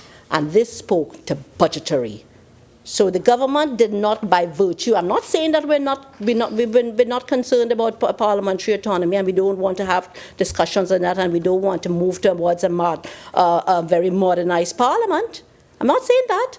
But when you quote the manifesto, I wish that you would do it properly. And what we spoke to here are budgetary matters. It is the authority, providing the judiciary and the parliament with the authority to manage the approved appropriations. It doesn't even say that the parliament could call for what they want and they will get what they want and the executive will have no say. It doesn't say this. It says it's the authority to manage their approved appropriations, including instituting their own procurement for goods, services, and capital expenditure. So I just wanted to correct that from the onset. All right?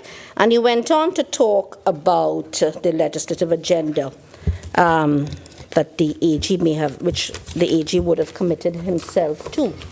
And I want to go to it and to say, I think it was circulated in the House. And item 23. And again, I wish to thank the Honourable Attorney General for providing this Parliament with a very comprehensive legislative agenda. But this agenda, very one you referred to, is divided into short-term, mid-term, long-term. And what the Attorney General committed to when he addressed the question of the Houses of Parliament Services Authority Bill, under this is item 23, it was in the medium term. Medium term being September 2017 to 2019. Okay, that's what we mean by medium term. So there is a commitment, but it is for the medium term, not a question of a 3-month matter under a joint select and to immediately deal with this matter via a legislative approach. So it is there. In a sense, the commitment is there, but the commitment recognizes the need to talk about this matter. And I say to talk among ourselves. This is a matter that affects us alone. This is a matter that affects the staff of the Parliament. This is a matter that affects both houses. This is a matter that affects the population.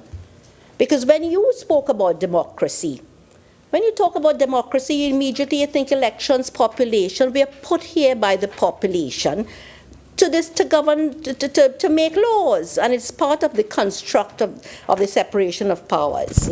I would agree, but the population has to have a part in how Parliament will conduct its business. And I will come back to this, because indeed the intention was, when this was last dealt with, to consult with the population, and you did do that. But when you consulted, you sent out consultation to about 98 persons and entities, and all that I think that we got back was from 13 respondents. 13 respondents, and they were not all very clear on this. And that in itself, and I'm going to spend some time and go through some of those, it tells you that the people are not clear as to how we're going to do this, what model it should take place in. And these are the concerns we have: the consultation, the model, or the question of timing. As I said, it's not a rush matter, and the question of change. This involves phenomenal change, and we all know that change is not an easy thing to deal with. Change must be dealt with in a very projectized manner, if I could say it like that. And and all parties to the process must be on board. So this is a matter, yes, extremely important. We want to talk about it, but you have to be very careful as to how you approach it. So I think at the end of the day, what we want to come out of this is certainly we don't want to put it on a shelf, but we want some amendments to the motion that you brought. It's interesting, but perhaps I'm inviting you to come up with the amendments after the debate has come to an end. Come up with the appropriate amendments so that we could deal with this and that there is a clear way forward. And that's how I see us making this approach. And I'll tell you that you spoke about being the plaything of the executive, the Parliament being the plaything of the executive. Those were your words, Senator Mark. But I too felt the wrath of that, I felt, whilst I was in opposition, I could tell you that I felt the big stick of the executive. And I think you may have known of the particular circumstances. And I can tell you about, Madam President, because it falls right within here. I was supposed, you understand that many parliamentarians do, in fact, no, not the bungalow, that's another matter. But we could talk about the bungalow too, but this is a good debate, you know. But let me tell you about the other one with regard to the conference.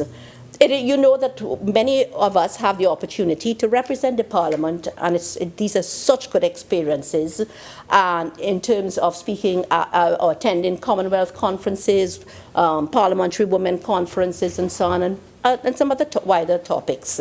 And it's done very fairly. It's a very fair process, and there are members of the executive, members of the government, members of the opposition, and on occasion, the parliamentary officers do in fact go along. And what happens is the Parliament makes its recommendation as to the team going to the conference, and it normally it ends up in cabinet, I believe, because of money or so having to agree to the expenses incurred. However, it is the Parliament which makes the recommendation, and I can tell you that if these things ever come to cabinet, we never question the Parliament's position on it. We never question at all as a government the Parliament's recommendation or so. But what had happened is I was chosen to represent the opposition on this mission to Malta, and it was in 2015.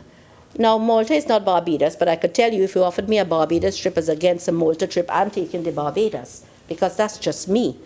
So I don't like long trips. But I got selected to go on this trip, and I was ready. And on the day that we were supposed to leave, and it was a British Airways flight leaving here at about 5 o'clock in the afternoon, I would have had to be in the airport at about at least 3 o'clock. So I would have left my home at about 2 o'clock in Maraval, and I got a call at about 11:30, 12. And I could have picked up that phone. I didn't need necessarily have to pick it up. But I took the call, and from an unknown number, only to be told that you are no longer going to Malta. And this is just mere hours before I had bathed already. Packed. The Parliament gave me my check on the Wednesday before Parliament. They gave me a bag with wrapped gifts.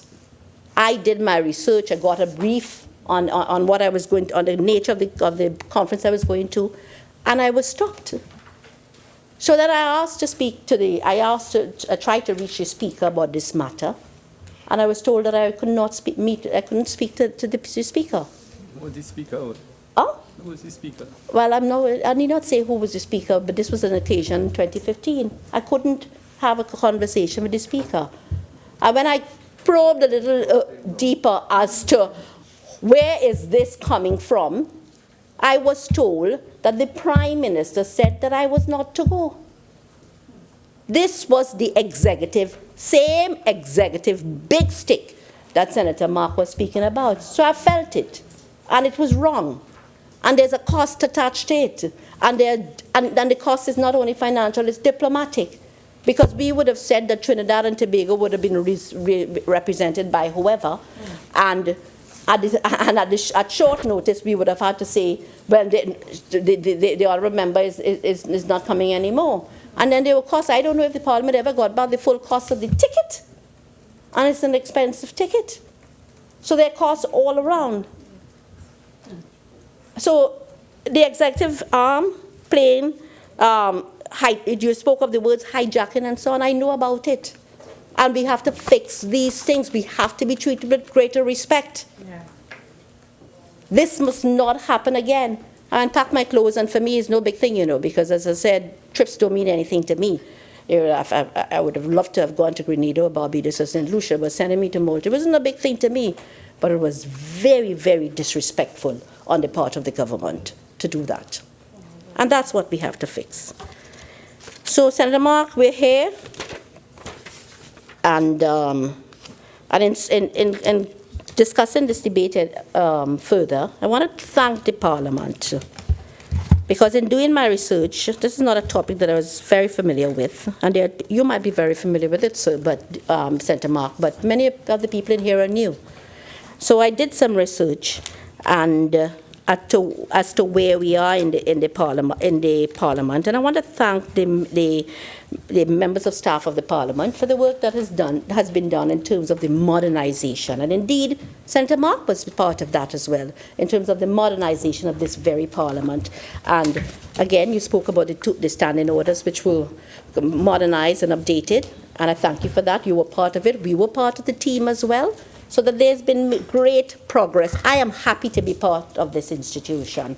Jackie Clark, the Clerk of the House, has done exceptional work in taking care of us and in fixing this Parliament and taking us forward and so on.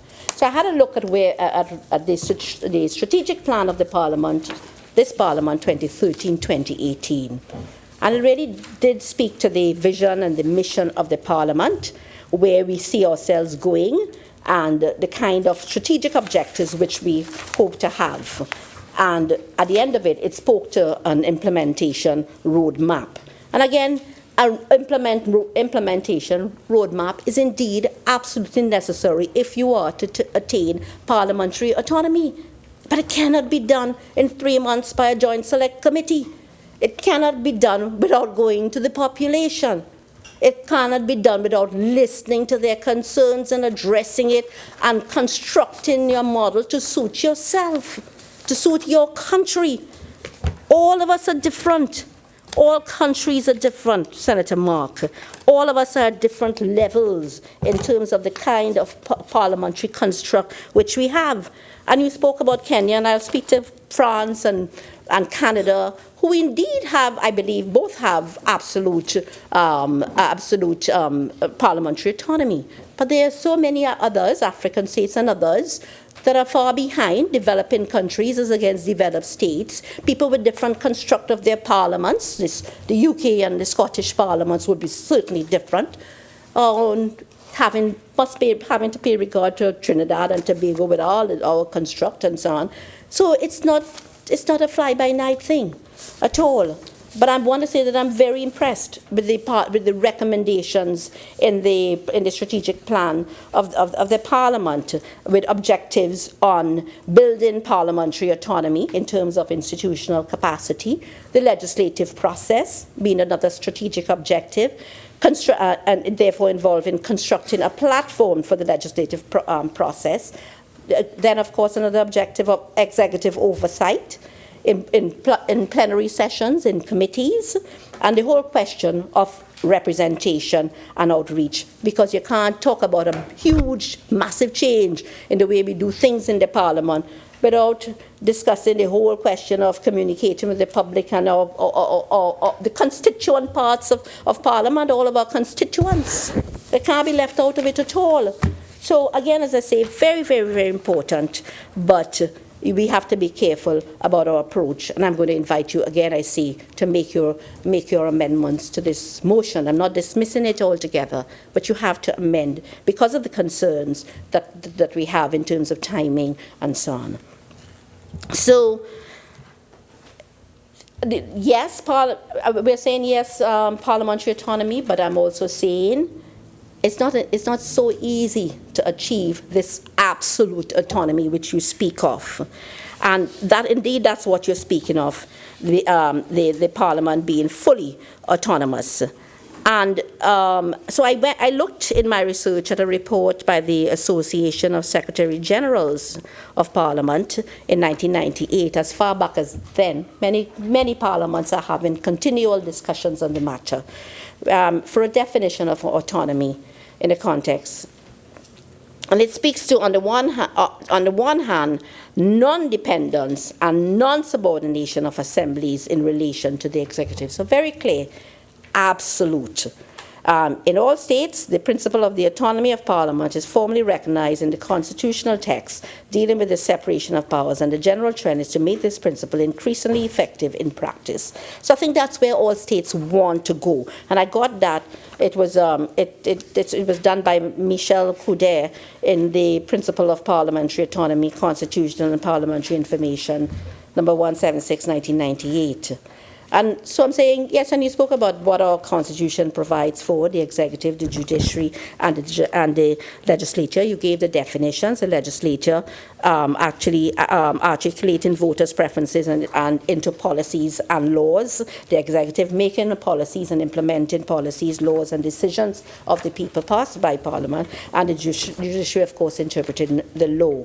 And we're saying that the separation of powers is absolutely necessary so that you can have the checks and balances on each other. And of course, you want to avoid the abuse of power. And of course, there are even allegations today about this abuse of power as we speak. And I don't know that it exists. But certainly, with the intent of safeguarding the freedom of all, unlimited power in one group cannot be allowed, because of course it allows the curtailment of power in another group. And so we're saying in theory that all of these checks and balances that are necessary, absolutely important, and of course, but whatever we do, and however much we talk about parliamentary autonomy, I'd make the point that there will always be some sort of interdependence among the three organs of the state. You can't get away from it, but it must be that the three powers would, in fact, interact in a very equitable and balanced way. Just a little bit about financial autonomy, and to be very clear, I mean, it appears to be where there is complete control over one's budget. And so I looked again, I researched this thing here. I looked at I looked at what was written by Mr. Lahu Touré from Mali, General Rapporteur, 1st to 3rd, 20th November 2001, and he was speaking to this whole question of the fundamental principle of the separation of powers, and he's speaking directly to financial autonomy. The internal budget of the Parliament should be drawn up, he says, under the sole responsibility of the House, and subsequently presented to the Executive to be incorporated into the national budget. The Executive is not to judge the appropriateness of the resources requested by Parliament to carry out its functions. So this is telling you that it's an absolute power in terms of budgetary matters. And then, so I looked at whether I know that this has some kind of variable application in practice. And in France, France's financial autonomy is described as absolute, both in respect of the way the budget is drafted and as regards the voting and implementation procedures. And so they are very clear in France as to financial autonomy. But again, when you looked at the African continents, and I'm referencing Parliament and the Democracy in the 21st Century, a guide to good practice, it is described in that report as the legitimate aspiration to free themselves from government supervision, in particularly the Ministry of Finance. So, I mean, it clearly tells you that countries are in a different place. We are in a different place. We know what we probably can discuss and aspire to, but it takes a very careful approach, because when you're talking about budgetary control, you're talking about all aspects of it. So, the sufficiency of the budget, the powers or the independence to utilize the budget, the freedom from executive interference, and many other aspects as well. And then I looked at the whole question of the administrative side of it. And there's a recommendation for the sake of objectivity from the Commonwealth Parliamentary Association. So I looked at the administrative side, at submissions from the Indian and the Canadian parliaments, and so on in India. And this is from a book, Parliament and Democracy in the 21st Century, a Guide to Good Practice as well, Chapter 6 on an effective parliament at the national level. And this is what this submission was from India. that it is to effectively carry out its function within the framework of the separation of powers, it is essential that Parliament should have an independent secretariat. Secretariats for the two houses of Parliament have been provided for in Article 98 of the Constitution of Canada and in India, and in Canada, the operational independence of the Canadian Parliament is provided for in the Constitution and by legislation that guarantees that the Senate, the House of Commons, and the Library of our Parliament each have access to a non-partisan professional staff distinct from the public service, and so on. And so it tells you that, again, in terms of administrative autonomy, both India and Canada are in fact in another place. I looked at what the Commonwealth Parliamentary Association, for the sake of objectivity, would really require of our parliaments. And one, Parliament should be serviced by a professional staff independent of the public service. And in reality, that is not what exists now. Again, point two, adequate resources should be provided to government and non-government backbenchers in order to improve parliamentary impact and should include provision of training for new members, much of which is done by our Parliament. Secretarial office, library and research facilities already done by this Parliament. Again, our library is extensive. I think it's extremely good. I have used it. The drafting assistance, including private members' bills, where I think that we could get some help there. And the other point which they made was an all-party committee of Parliament should review and administer Parliament's budget, which should not be subject to amendment by the executive. And I think that what the proposal which was made in the strategic plan is in fact one of those where you do have this particular body with fairly composed in terms of members from the Senate, members from the members from the both houses, members from the opposition, executive, and so on, from the Parliament, etc.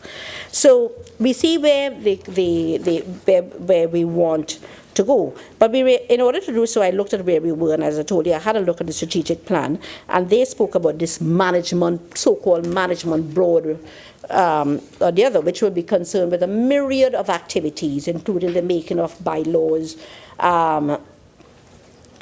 the approval of terms and conditions of members of staff, creation of new posts upon the recommendation of the Clerk of the House, the approval of travel abroad on business of Parliament, and the approval of policy for general training of members of staff, Parliament strategic planning, and it goes on. And it speaks to the fact that the composition of the board must be inclusive and representative, strengthening its legitimacy across party line and reflecting the status and distinct role of the two chambers of Parliament. And the recommendations of the board should consist of course, the President of the Senate, the Speaker of the Senate, the Leader in the House, the Leader of the Opposition, a government senator nominated by the Prime Minister, an opposition senator nominated by the Leader of the Opposition, two independent senators nominated by the President, two other members of the House, etc. So, and of course, for the purposes for the exercising of the function of determining the budget estimates of Parliament, the Minister of Finance will be an ex officio minister of the board, a member of the board.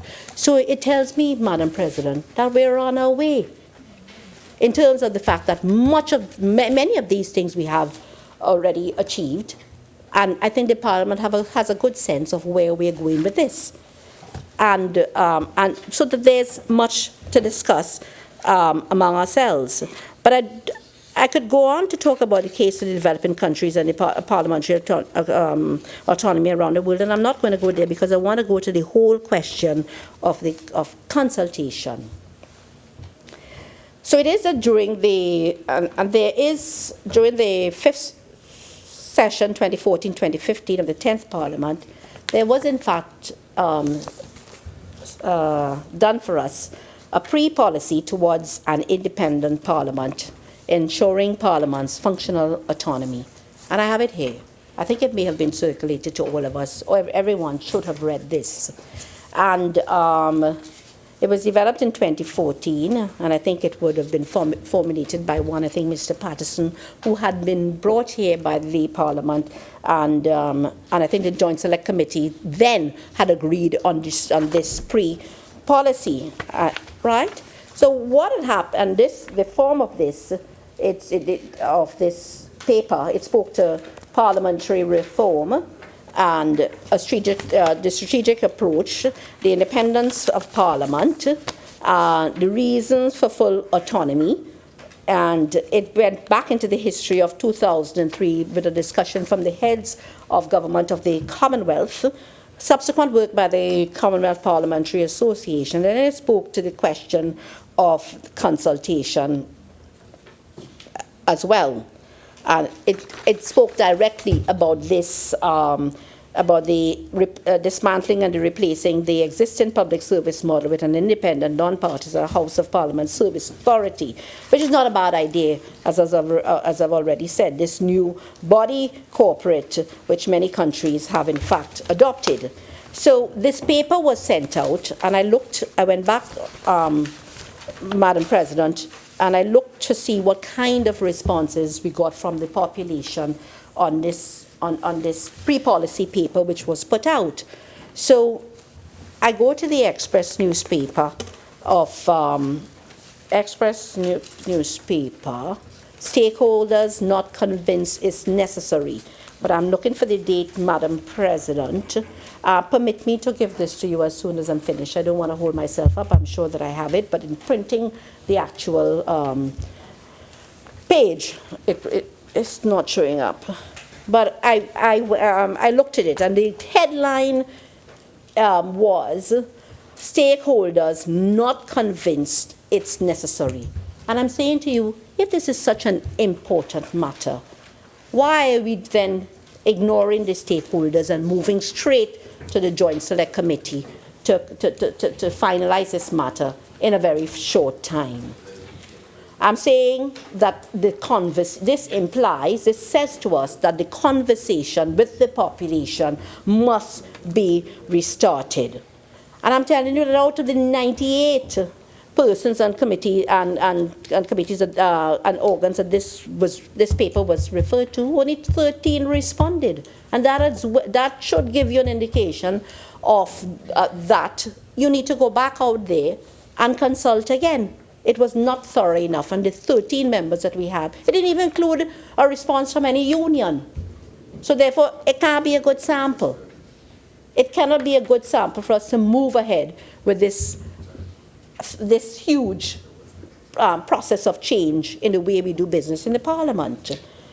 And the article went on to say that several stakeholders who have responded have not as yet been convinced that this is necessary. Some suggest that the case is yet to be made, and that is in fact a significant issue. There is a comment that we need to flesh out in greater detail why the committee feels we should go the way of a more autonomous Parliament. So there was actual acknowledgement by your government then. This is Senator Emmanuel George commented on it. Also, Independent Senator Elton Prescott said, SC said, some suggested the better option may be the establishment of an independent commission for the judiciary, following a model like the Judicial and Legal Service Commission. So again, you're talking about, you're not doing away with the issue, but you're talking about a different model. And these are all matters that we need to discuss. But are we talking about the same thing? We're talking about the very same thing. Modernizing the operations of the Parliament, right? So I'm saying that that's the response in the daily newspapers then, and then in the Newsday as well. I'm going to give you the dates, and this is Monday, January 26, 2015, Miranda LaBrose, and the title is Unsatisfactory Response to Parliament Autonomy. And it says very clearly that a response from key stakeholders has not been satisfactory at all. The committee, it spoke to the fact that the Public Service Association and the National Union of Government and Federated Workers did not send any, did not make any submissions. In fact, it was Senator Mark who was saying that he would like to receive submissions from them, but I don't think nothing had been done. And then it also spoke to the question of 3 public consultations. And I don't believe that those 3, you can correct me, But I don't believe you set about to do 3 public consultations, open consultations, and I don't think they were ever done at all. So as I said, you gotta hold your horses on this one. Yes, discuss. Yes, modernize. Yes, see yourself in a different place. And perhaps looking at perhaps get into absolute autonomy. We will all guide the process, but not in the 3-month plan that you have. And you even, there was at around the same time, and this is one of your favorite topics, there was another article here. This is the Trinidad Express newspapers, January 11, 2015. No more part-time MPs. Mark on the strategic plan for Parliament. And we spoke about your parliamentarians devoting 95% of their time to parliamentary work in the next Parliament and so on. If oversight is to be rigorous and robust, parliamentarians must devote 95% of their time to parliamentary work. Do I disagree with you? I do not disagree with you. Minister, you have 5 more minutes. I do not disagree with you at all. But again, that shows you the very wide gamut of this discussion. And I don't want to go back and talk about the fact that your government had made some promises, and when we came here and we talked about it and we thought we were going somewhere, you changed. I mean, they flat-footed on us. They went flat-footed on us. So I don't want to go there now. And I mean, I'll tell you something. And then we ain't talking about increase in salaries, because our Prime Minister, Dr. Honorable Rowley, has made it very clear that there will be no such increases at this time. So it's very clear. But I'm just giving you the long stretch of it. Not 3 months. Not 3 months at all. And I really would have liked, Madam President, to go to some of the comments which came in from the public, from the on the pre-policy paper, and there were some very interesting ones from the Public Service Commission, and the Public Service Commission.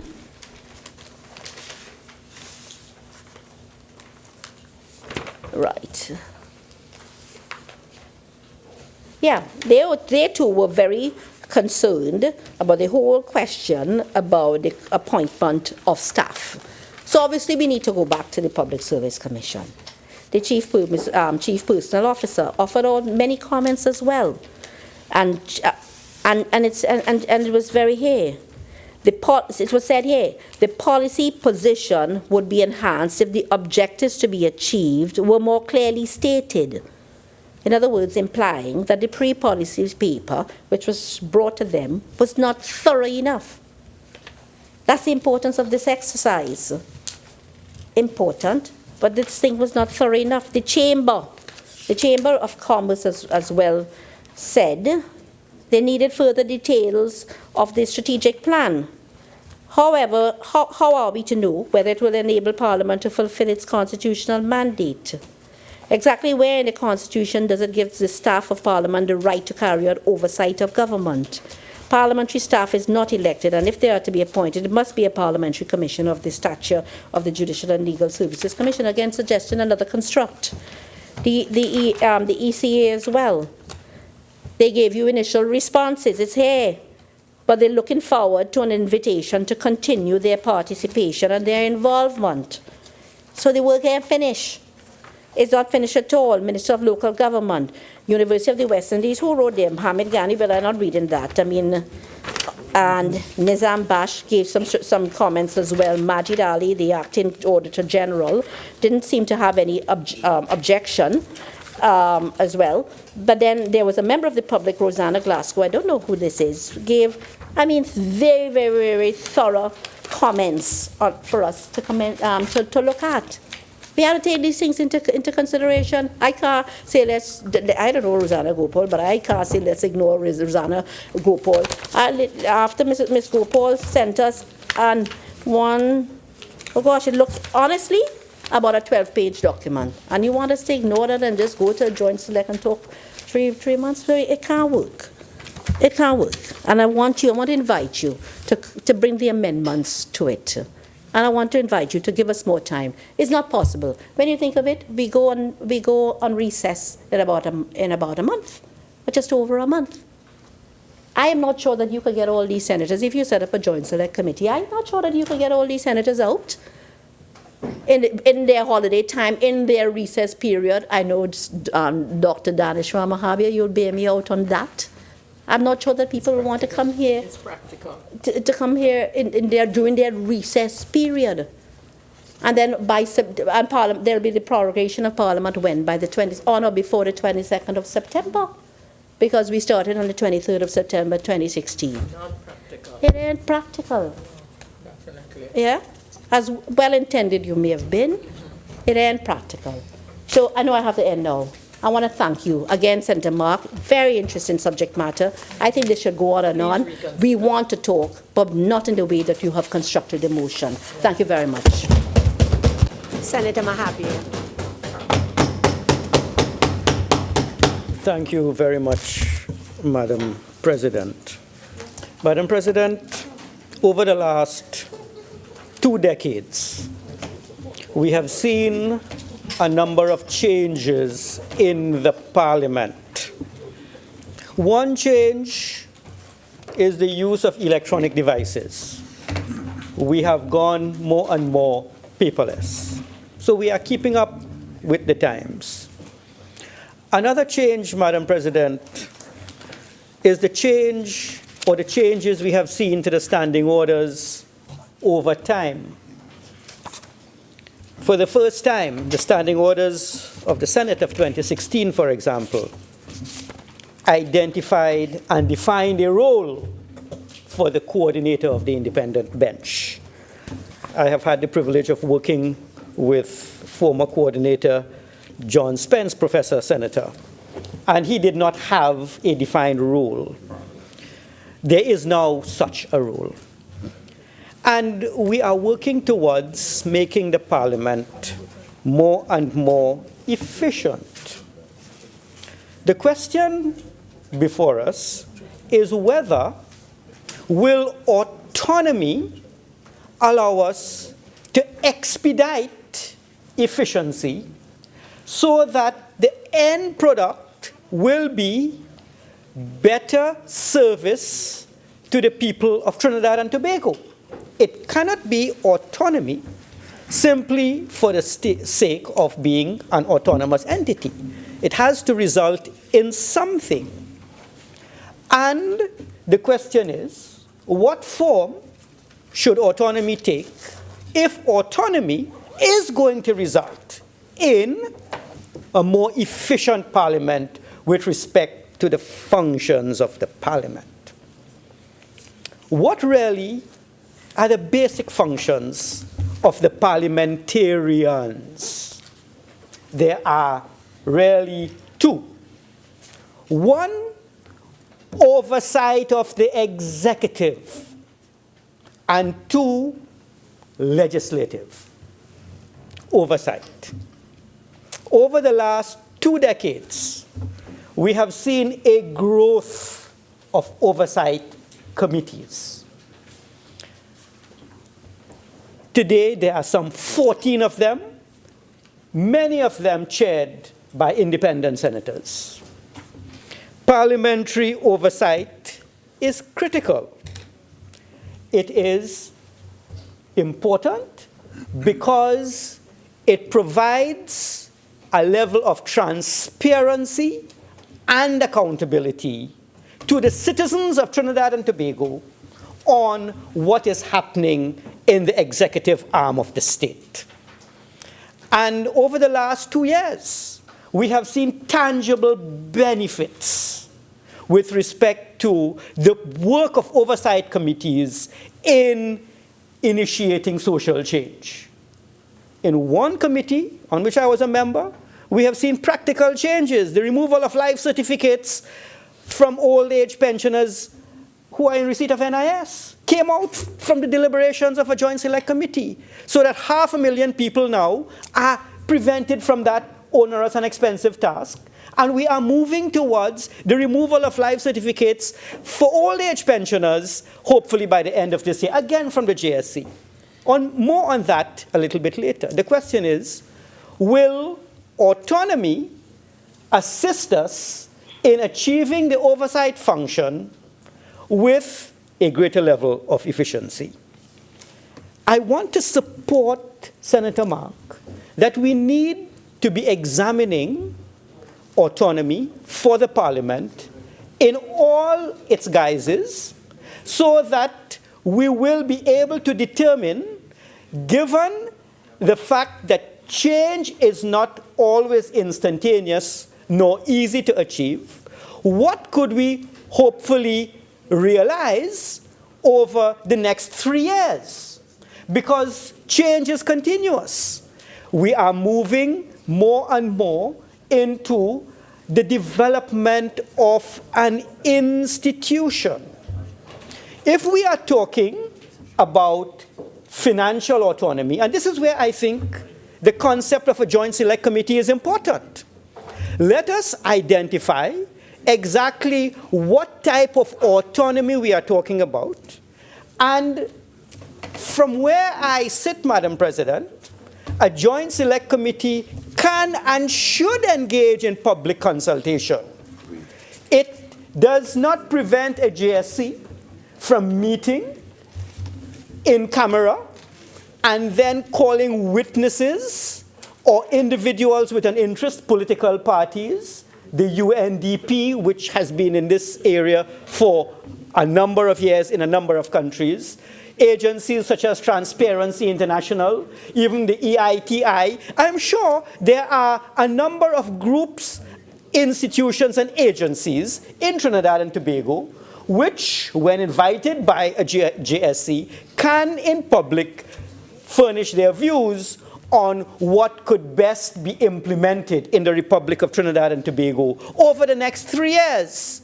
What are the low-hanging fruit? What are the items that we can implement to ensure that oversight committees can be made more efficient, more effective? There is a problem with agencies refusing to supply information that is requested by JSCs. I have seen my colleague Senator Small request for information and berate permanent secretaries for failing to comply. The country is getting more and more used, Madam President, to having the Parliament oversee the agencies in this country which utilize state funds. And we also have some interesting JSCs which do not utilize, supervise agencies which use funds, but which are looking at human rights. I'm a member of that committee. Social services, I'm chairman of that committee. So there are things that once we become autonomous, we would be able to say we would like to provide the assistance to members of oversight committees so they can be more and more effective over time. What are some of these things? It will mean that members are able to interact with their colleagues, at least in the CARICOM, Madam President. We are existing here in a silo in Trinidad, but we are part of a CARICOM unit. I, for example, would be very interested in a program which this Parliament can agree to without going to the executive, to say that committee members can interact with their colleagues in Barbados and Grenada and St. Vincent and the Bahamas and the Turks and Caicos and everywhere. Being the Caribbean individual that I am, I think there should be a greater integration of the Caribbean parliaments, and we should be able to make that decision internally as we strengthen our regional grouping. And that is important, Madam President, because on the one occasion that I traveled and represented the Parliament of Trinidad and Tobago 2014 at the Geneva IPU, I saw how important it was for countries to move in groups if they are to secure any of the positions of influence at the IPU. I saw how one of the Maldives Islands was able to make a run for the presidency of the IPU because they were able to get a lot of the African countries on their side. And I think once we are able to do that in the Caribbean, we will be able to strengthen our hand at the Inter-Parliamentary Union, where in Trinidad and Tobago, we have so much talent, we are not flying our flag. At that one seminar I attended, at one conference, I flew the Trinidad flag more than most, together, of course, with my colleague Senator Mark, where at the General Assembly, at the Water Conference, and at the Abuse of Women, Trinidad and Tobago was represented. So I think once we are autonomous and we are able to avoid some of the problems experienced by Senator Gopee-Scoon, and the Parliament has agreed that there will be representation, we, I think, will be able not only to strengthen oversight, but we will be able, Madam President, to develop and forge those links where Trinidad and Tobago could take its rightful place amongst the pantheon of nations in the world as a truly democratic country. We do need to have much more foreign interaction. I had an interaction with a representative from Singapore, MP from Singapore. And I asked him, why is Singapore so advanced? And his answer was telling. I couldn't have gotten it except for interacting with him in Geneva. And his position was, in Singapore, the difference between us and the rest of the world is that all of our institutions work. Only institutions. The institutions of state are efficient. The people are no more superior or brighter than anyone else, but their institutions work. We need to strengthen our institution, and the Senate and the Parliament is an institution that could benefit from the autonomy where we are in control of our own budget. Without going to the executive, on that a bit more. How can we develop internal autonomy? We could look at the THA model, for example, as an example of how we will finance the Parliament. The THA obtains by law some 4% of the budget. Couldn't we agree as a Parliament, as reasonable people, that the Parliament's budget will be no more than 1/2 of 1% of government's revenue in a year, government's revenue?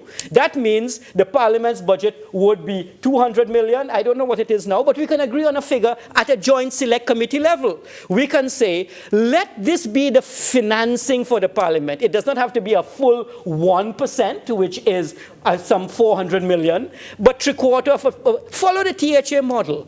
And we will comply with the Exchequer and Audit Act as all agencies using state financing must so do. So that if we are able at the Joint Select Committee to raise this across the aisles, there are 5 benches in the whole Parliament. Let the 5 benches be represented. We can't, of course, make a decision for the other place, but I think as people who are interested and committed to democracy, we can and we should be able to say there can be a similarity between the THA model, because the THA, the Tobago House of Assembly, has the equivalent of parliamentary autonomy. We don't interfere with what they do. They don't, I'd imagine, when they need to represent Tobago or to travel and represent the THA, they don't need to get any kind of remit from the Minister of Finance. Their block transfer will take care of that. And so if what is good for Tobago, I think should also be good for Trinidad. I think that's reasonable. It is fair. Let us at the Joint Select Committee work on a particular formula. And this is where, Madam President, you see, if we have a Joint Select Committee and we are able to get witnesses from the UNDP, for example, a UNDP will tell us what the norm is internationally. We are not committed to it, but we will certainly say, well, okay, let us look at what is internationally and what will work made in Trinidad and Tobago. And we would be able, you see, I would like to avoid the problem of Senator Scoon because, Madam President, I too had a similar experience. There was a conference on economic development out of London, and I made overtures to the government, not this government, the last government. And there were no funds for it, though the people invited me and said they were going to defray part of the cost if I made a presentation, because I'm a kind of an expert in economic development. Yes. Yeah, well, the problem was this. The government's representative could not make it, and we abandoned our place there, and the opposition's representative could not go. So Trinidad and Tobago did not get a representative. And here was Senator Mahabir, very familiar with the concept of economic development.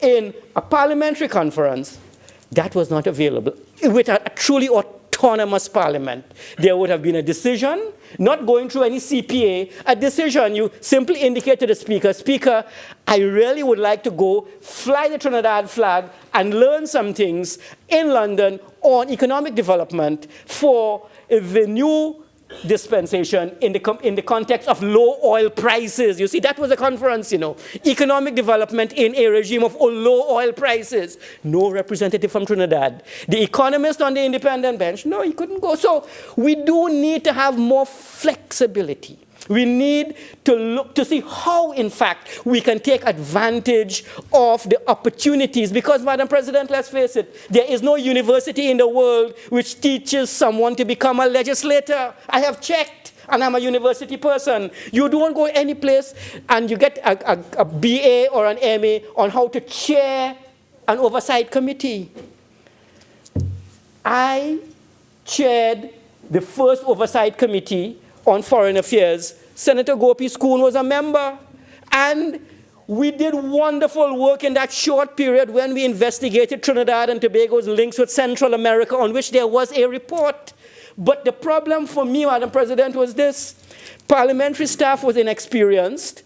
I knew nothing of the field. You had to learn quickly. And I was told that the Foreign Service Committee of Canada has been in existence since 1939. Maybe you could liaise with somebody there and they will tell you how to get this committee going. There was absolutely no mechanism in the Parliament at that time for me to say, make a trip to Ottawa, meet the chairman of that committee, spend a few days with him or her, come back to Trinidad. You had to learn it on your own. You would make mistakes, teething pains. I think we need to look at how an autonomous parliament with its own financing, with its own little committee to which you can plead your case and justify and get permission, so that the situation of Senator Scoon and the situation that I face will not reoccur in the Parliament of Trinidad and Tobago. So there is, Madam President, a great deal of merit in my mind for having a joint select committee, having the joint select committee meet in public with the stakeholders. And even if since Parliament is going to go on a break on June the 30th, you see, from the first week of July, we are supposed to be on a break. I know that we can always carry over the work of a committee from one session to the next, so that if the committee's work is not done, we can simply move a motion and get the work of the committee carried over to the additional session of Parliament. So I think there's a mechanism to work around that. Madam President, an autonomous Parliament will also do good things for the people of Trinidad and Tobago, and have seen it in other parliaments. Take, for example, parliamentary plant and equipment. The Red House should not be taking so long to be restored. It shouldn't be. Because in an autonomous parliament, we will follow the model of the Canadian Parliament. Every time there is a break in the Canadian Parliament, they go on a repair mission. You don't visit the Parliament then. They are repairing their tiles, their ceilings, their sandstone, everything, so that the Parliament building is not likely to go into major disrepair. But if it goes, you want to put some priority on it, and these temporary facilities would really be temporary. There is a lovely building called the President's House. According to the Constitution, the Parliament of Trinidad and Tobago is made up of the office of the President, the Senate, and the House of Representatives. President's House is a colonial edifice, but that has gone into disrepair since the year 2000. I think, since former President Max Richards was sworn in. We did not have the opportunity of a president living in there from 2000 to now. 17 years, that legacy, colonial legacy, has not been restored. An autonomous parliament will expedite that matter because that is part of our plant and our equipment and our legacy. And it's what we are proud of. An autonomous parliament will ensure that the last car of the last Governor General will be restored and placed in a lovely position for all to see in President's House. And it would have ensured that the Austin Princess van der Plas that was given to our first Prime Minister as a gift from the government of England. I understand it was a Queen, I don't know. But that particular Austin would have been restored.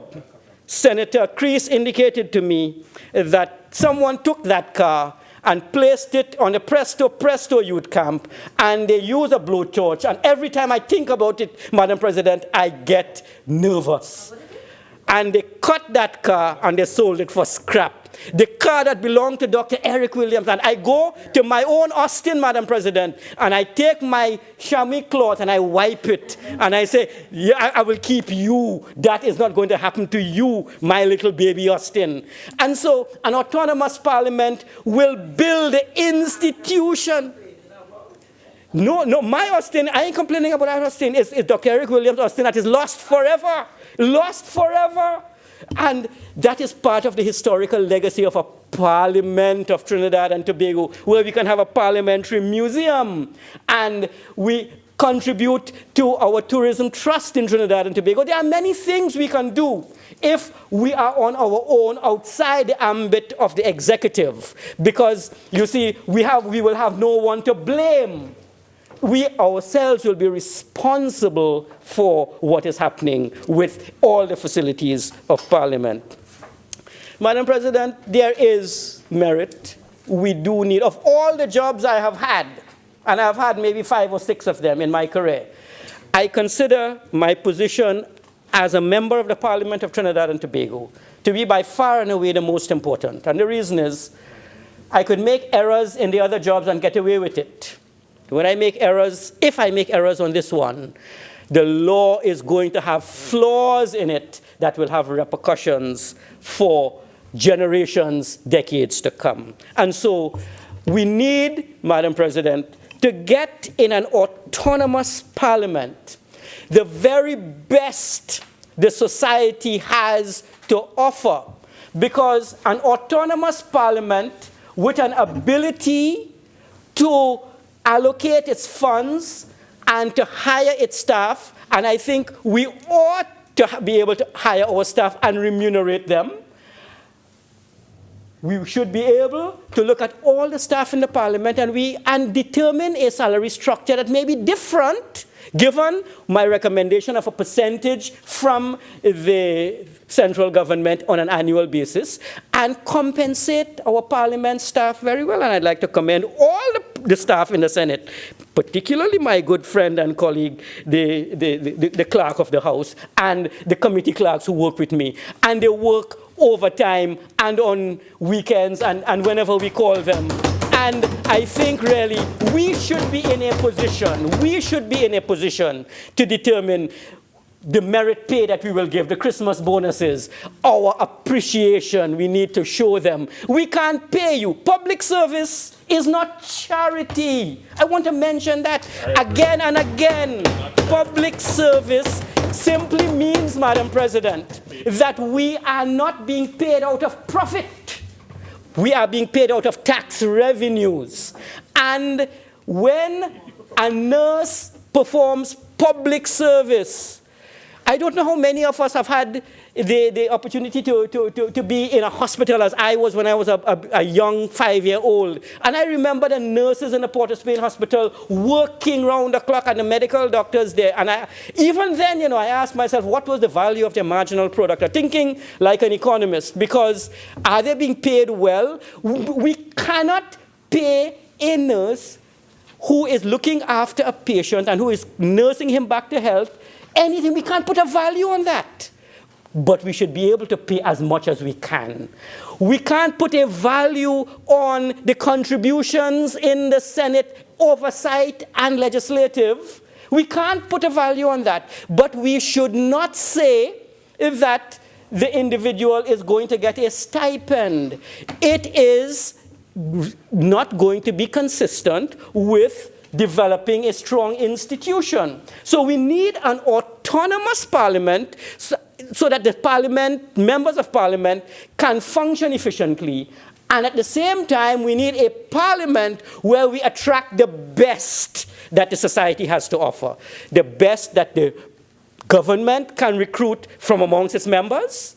This is, and I can speak only on this chamber. I have no comment on the House of Representatives, but certainly senators chosen to represent the government must be the best in the political party who can provide somber reflection on the bills before us. Similarly, for the opposition, and the Constitution mandates our president to provide for the 9 independents most outstanding people in the society in a number of fields. Now, this is clearly necessary in order to recruit the top staff, the MPs. But, Madam President, the question that has to be posed is this.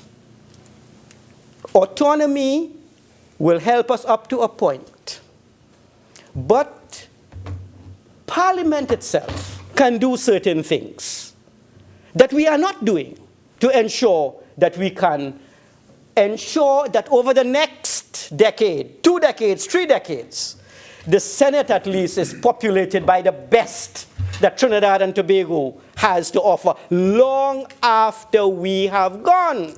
So I went back to the contribution I gave on Baptist Liberation Day.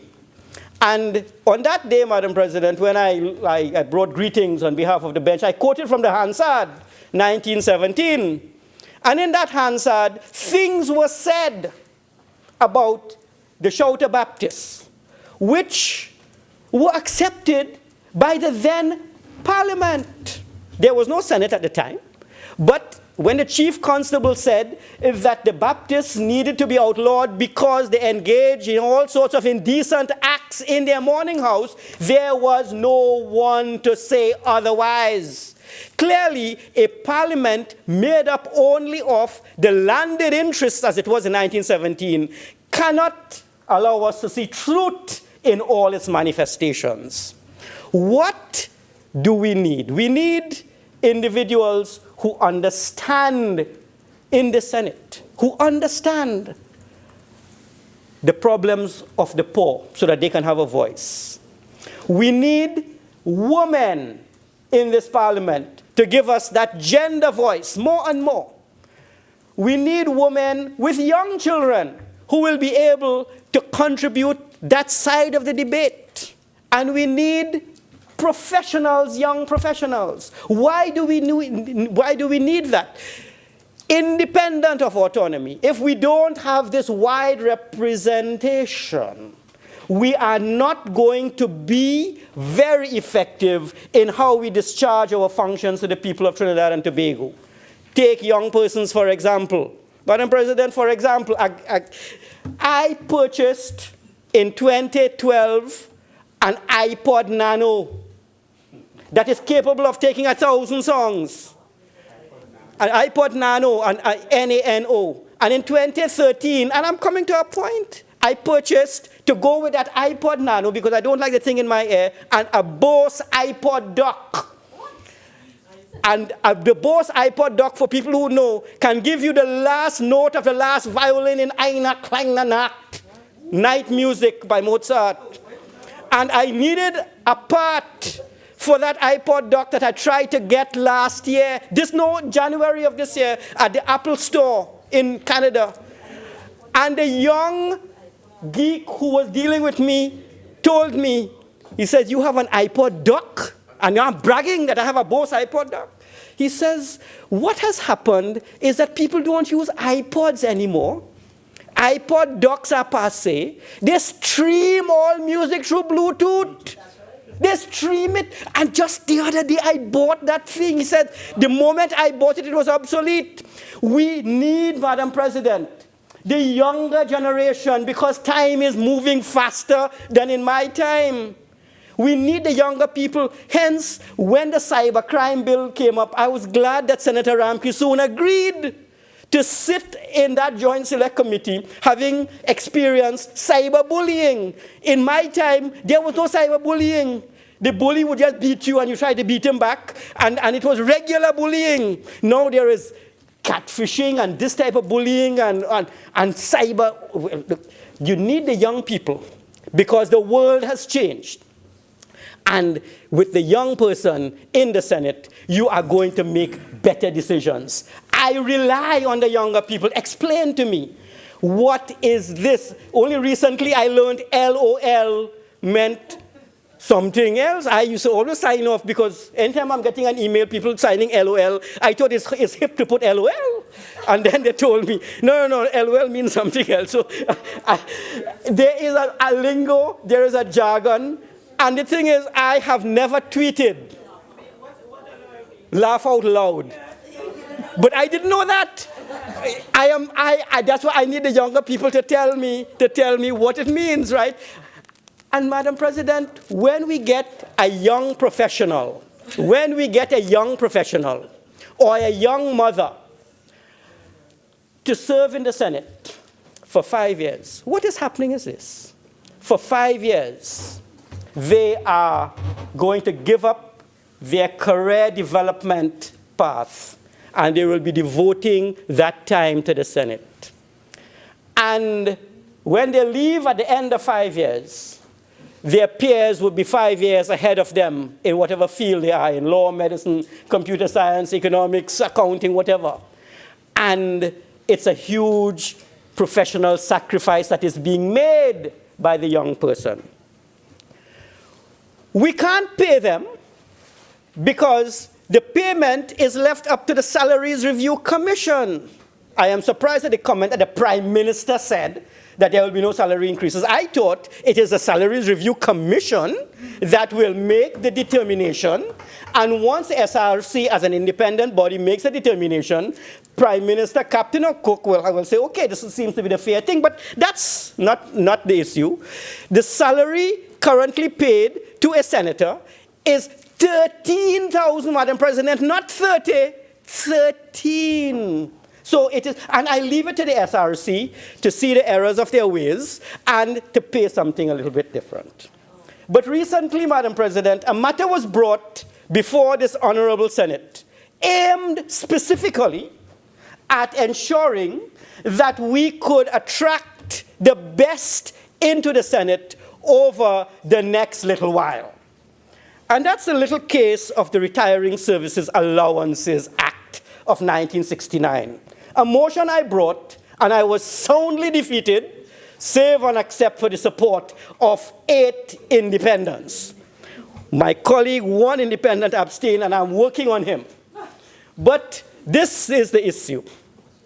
The arguments against, and I'm going to tie it to autonomy, and I'm going to tie it to what we want our parliament to do. We need the widest representation. Yeah, we need the widest representation. And in that particular issue, a number of matters were raised. 1. Senator Mahabir, I just want to point out Standing Order 46.3, which deals with reconsidering a matter on which a conclusion has been arrived at. So that debate was concluded and a decision was taken by the chamber. So yes, so just be aware of Standing Order 46.3, please. Thank you very much, Madam President. I do not wish to reopen it. The issue for us, Madam President, is this. There is a matter. The Senate, of course, has ruled. But that does not mean that it ought not, at some time in the future, to be revisited. Because when we are looking at labor exploitation, raise it in the context of labor exploitation of Senator Mark, labor exploitation simply means that labor is being given less than what it is contributing. And we do need in this parliament, while we are looking at autonomy, to be looking at whether there are things we could do in this parliament, independent of the SRC, so that we will compensate our senators and make sure we are in a position to attract the best. Madam President, the parliament cannot function if we do not attract the best in the society. And if we do not attract the best in the society, we can be autonomous, we can have all the money, we won't be making the best decisions. I think in our parliament, we do need to look at what we have done in the past wrong, what we can change now, what we should do in the future. For those who say that we are part-time, let me issue the following. I was here, yes, thank you. I was here on Monday last. On Tuesday morning at 3 a.m. we concluded. On Wednesday, Joint Select Committee on Social Services. Thursday, there was a meeting of the PAAC on which I was required to attend. And on Friday, there was a committee on social services where we looked at remandees. So it cannot reasonably be said that for 5 days, that if you have to come in time on task for 5 days, you are part-time. It cannot reasonably be said that you are someone who is not required to perform a tremendous amount of hours. And let the SRC determine otherwise. But we know the amount of work that we do. And it is left up, Madam President, it is left up to us in the Senate to make a decision to do right, not only for us. It is not for autonomy, isn't for us. It is for the 20th Parliament. It is for the Parliament that is to come. It is for the next generation. When we legislate, we do not legislate for specific groups. We legislate for the whole society. And we also legislate for the future because the bills before us are going to affect people for a long time to come. And, Madam President, we would need to look all the time at how well we are treating our members. Or too often, we have members who have served the Senate for a number of years and who find themselves in difficult times. When, had they not served the Senate, you see, had they focused their own energies on their private affairs, they would have been far better off economically. And so we need to be looking at how we relate to the people who have served the people of Trinidad and Tobago and the institutions of the Senate in some way. Madam President, I see all the time people in Trinidad who have served are dying, and we pay wonderful tributes to them. But I think one of the best tributes you can pay for someone is when he reaches age 55, he can get a thank you from the Senate to supplement his income. And in that way, it will attract a greater amount of people to the Senate who ordinarily will say, why bother? This is too onerous, it is too demanding, but we need their services. And I am, Madam President, mindful of what happened in the gospel. And in the gospel, and I'm not preaching, so I'm not trying to get converts, because I am, after all, a card-carrying Hindu. Gospel according to John 6:11. Jesus got only 5 loaves and 2 fishes from his Salaries Review Commission. He had to feed the multitudes. And he got the loaves. And Jesus took the loaves. And when he had given thanks, he distributed them. He gave thanks first. And afterwards, in John 6:13, the disciples filled 12 baskets with the fragments of the 5 barley loaves.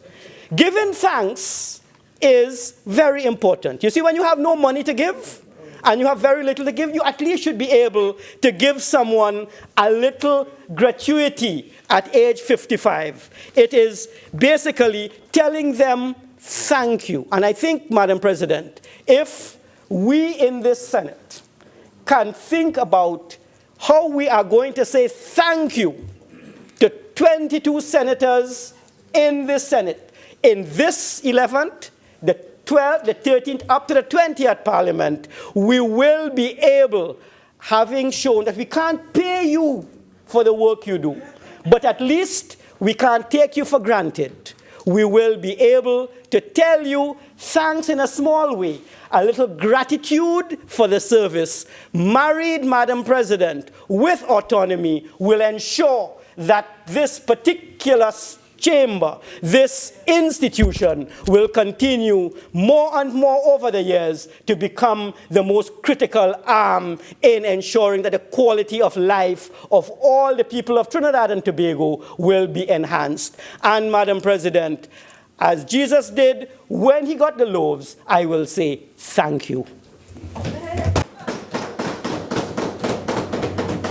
Honourable Senators, we will now suspend and we will return at 5 p.m.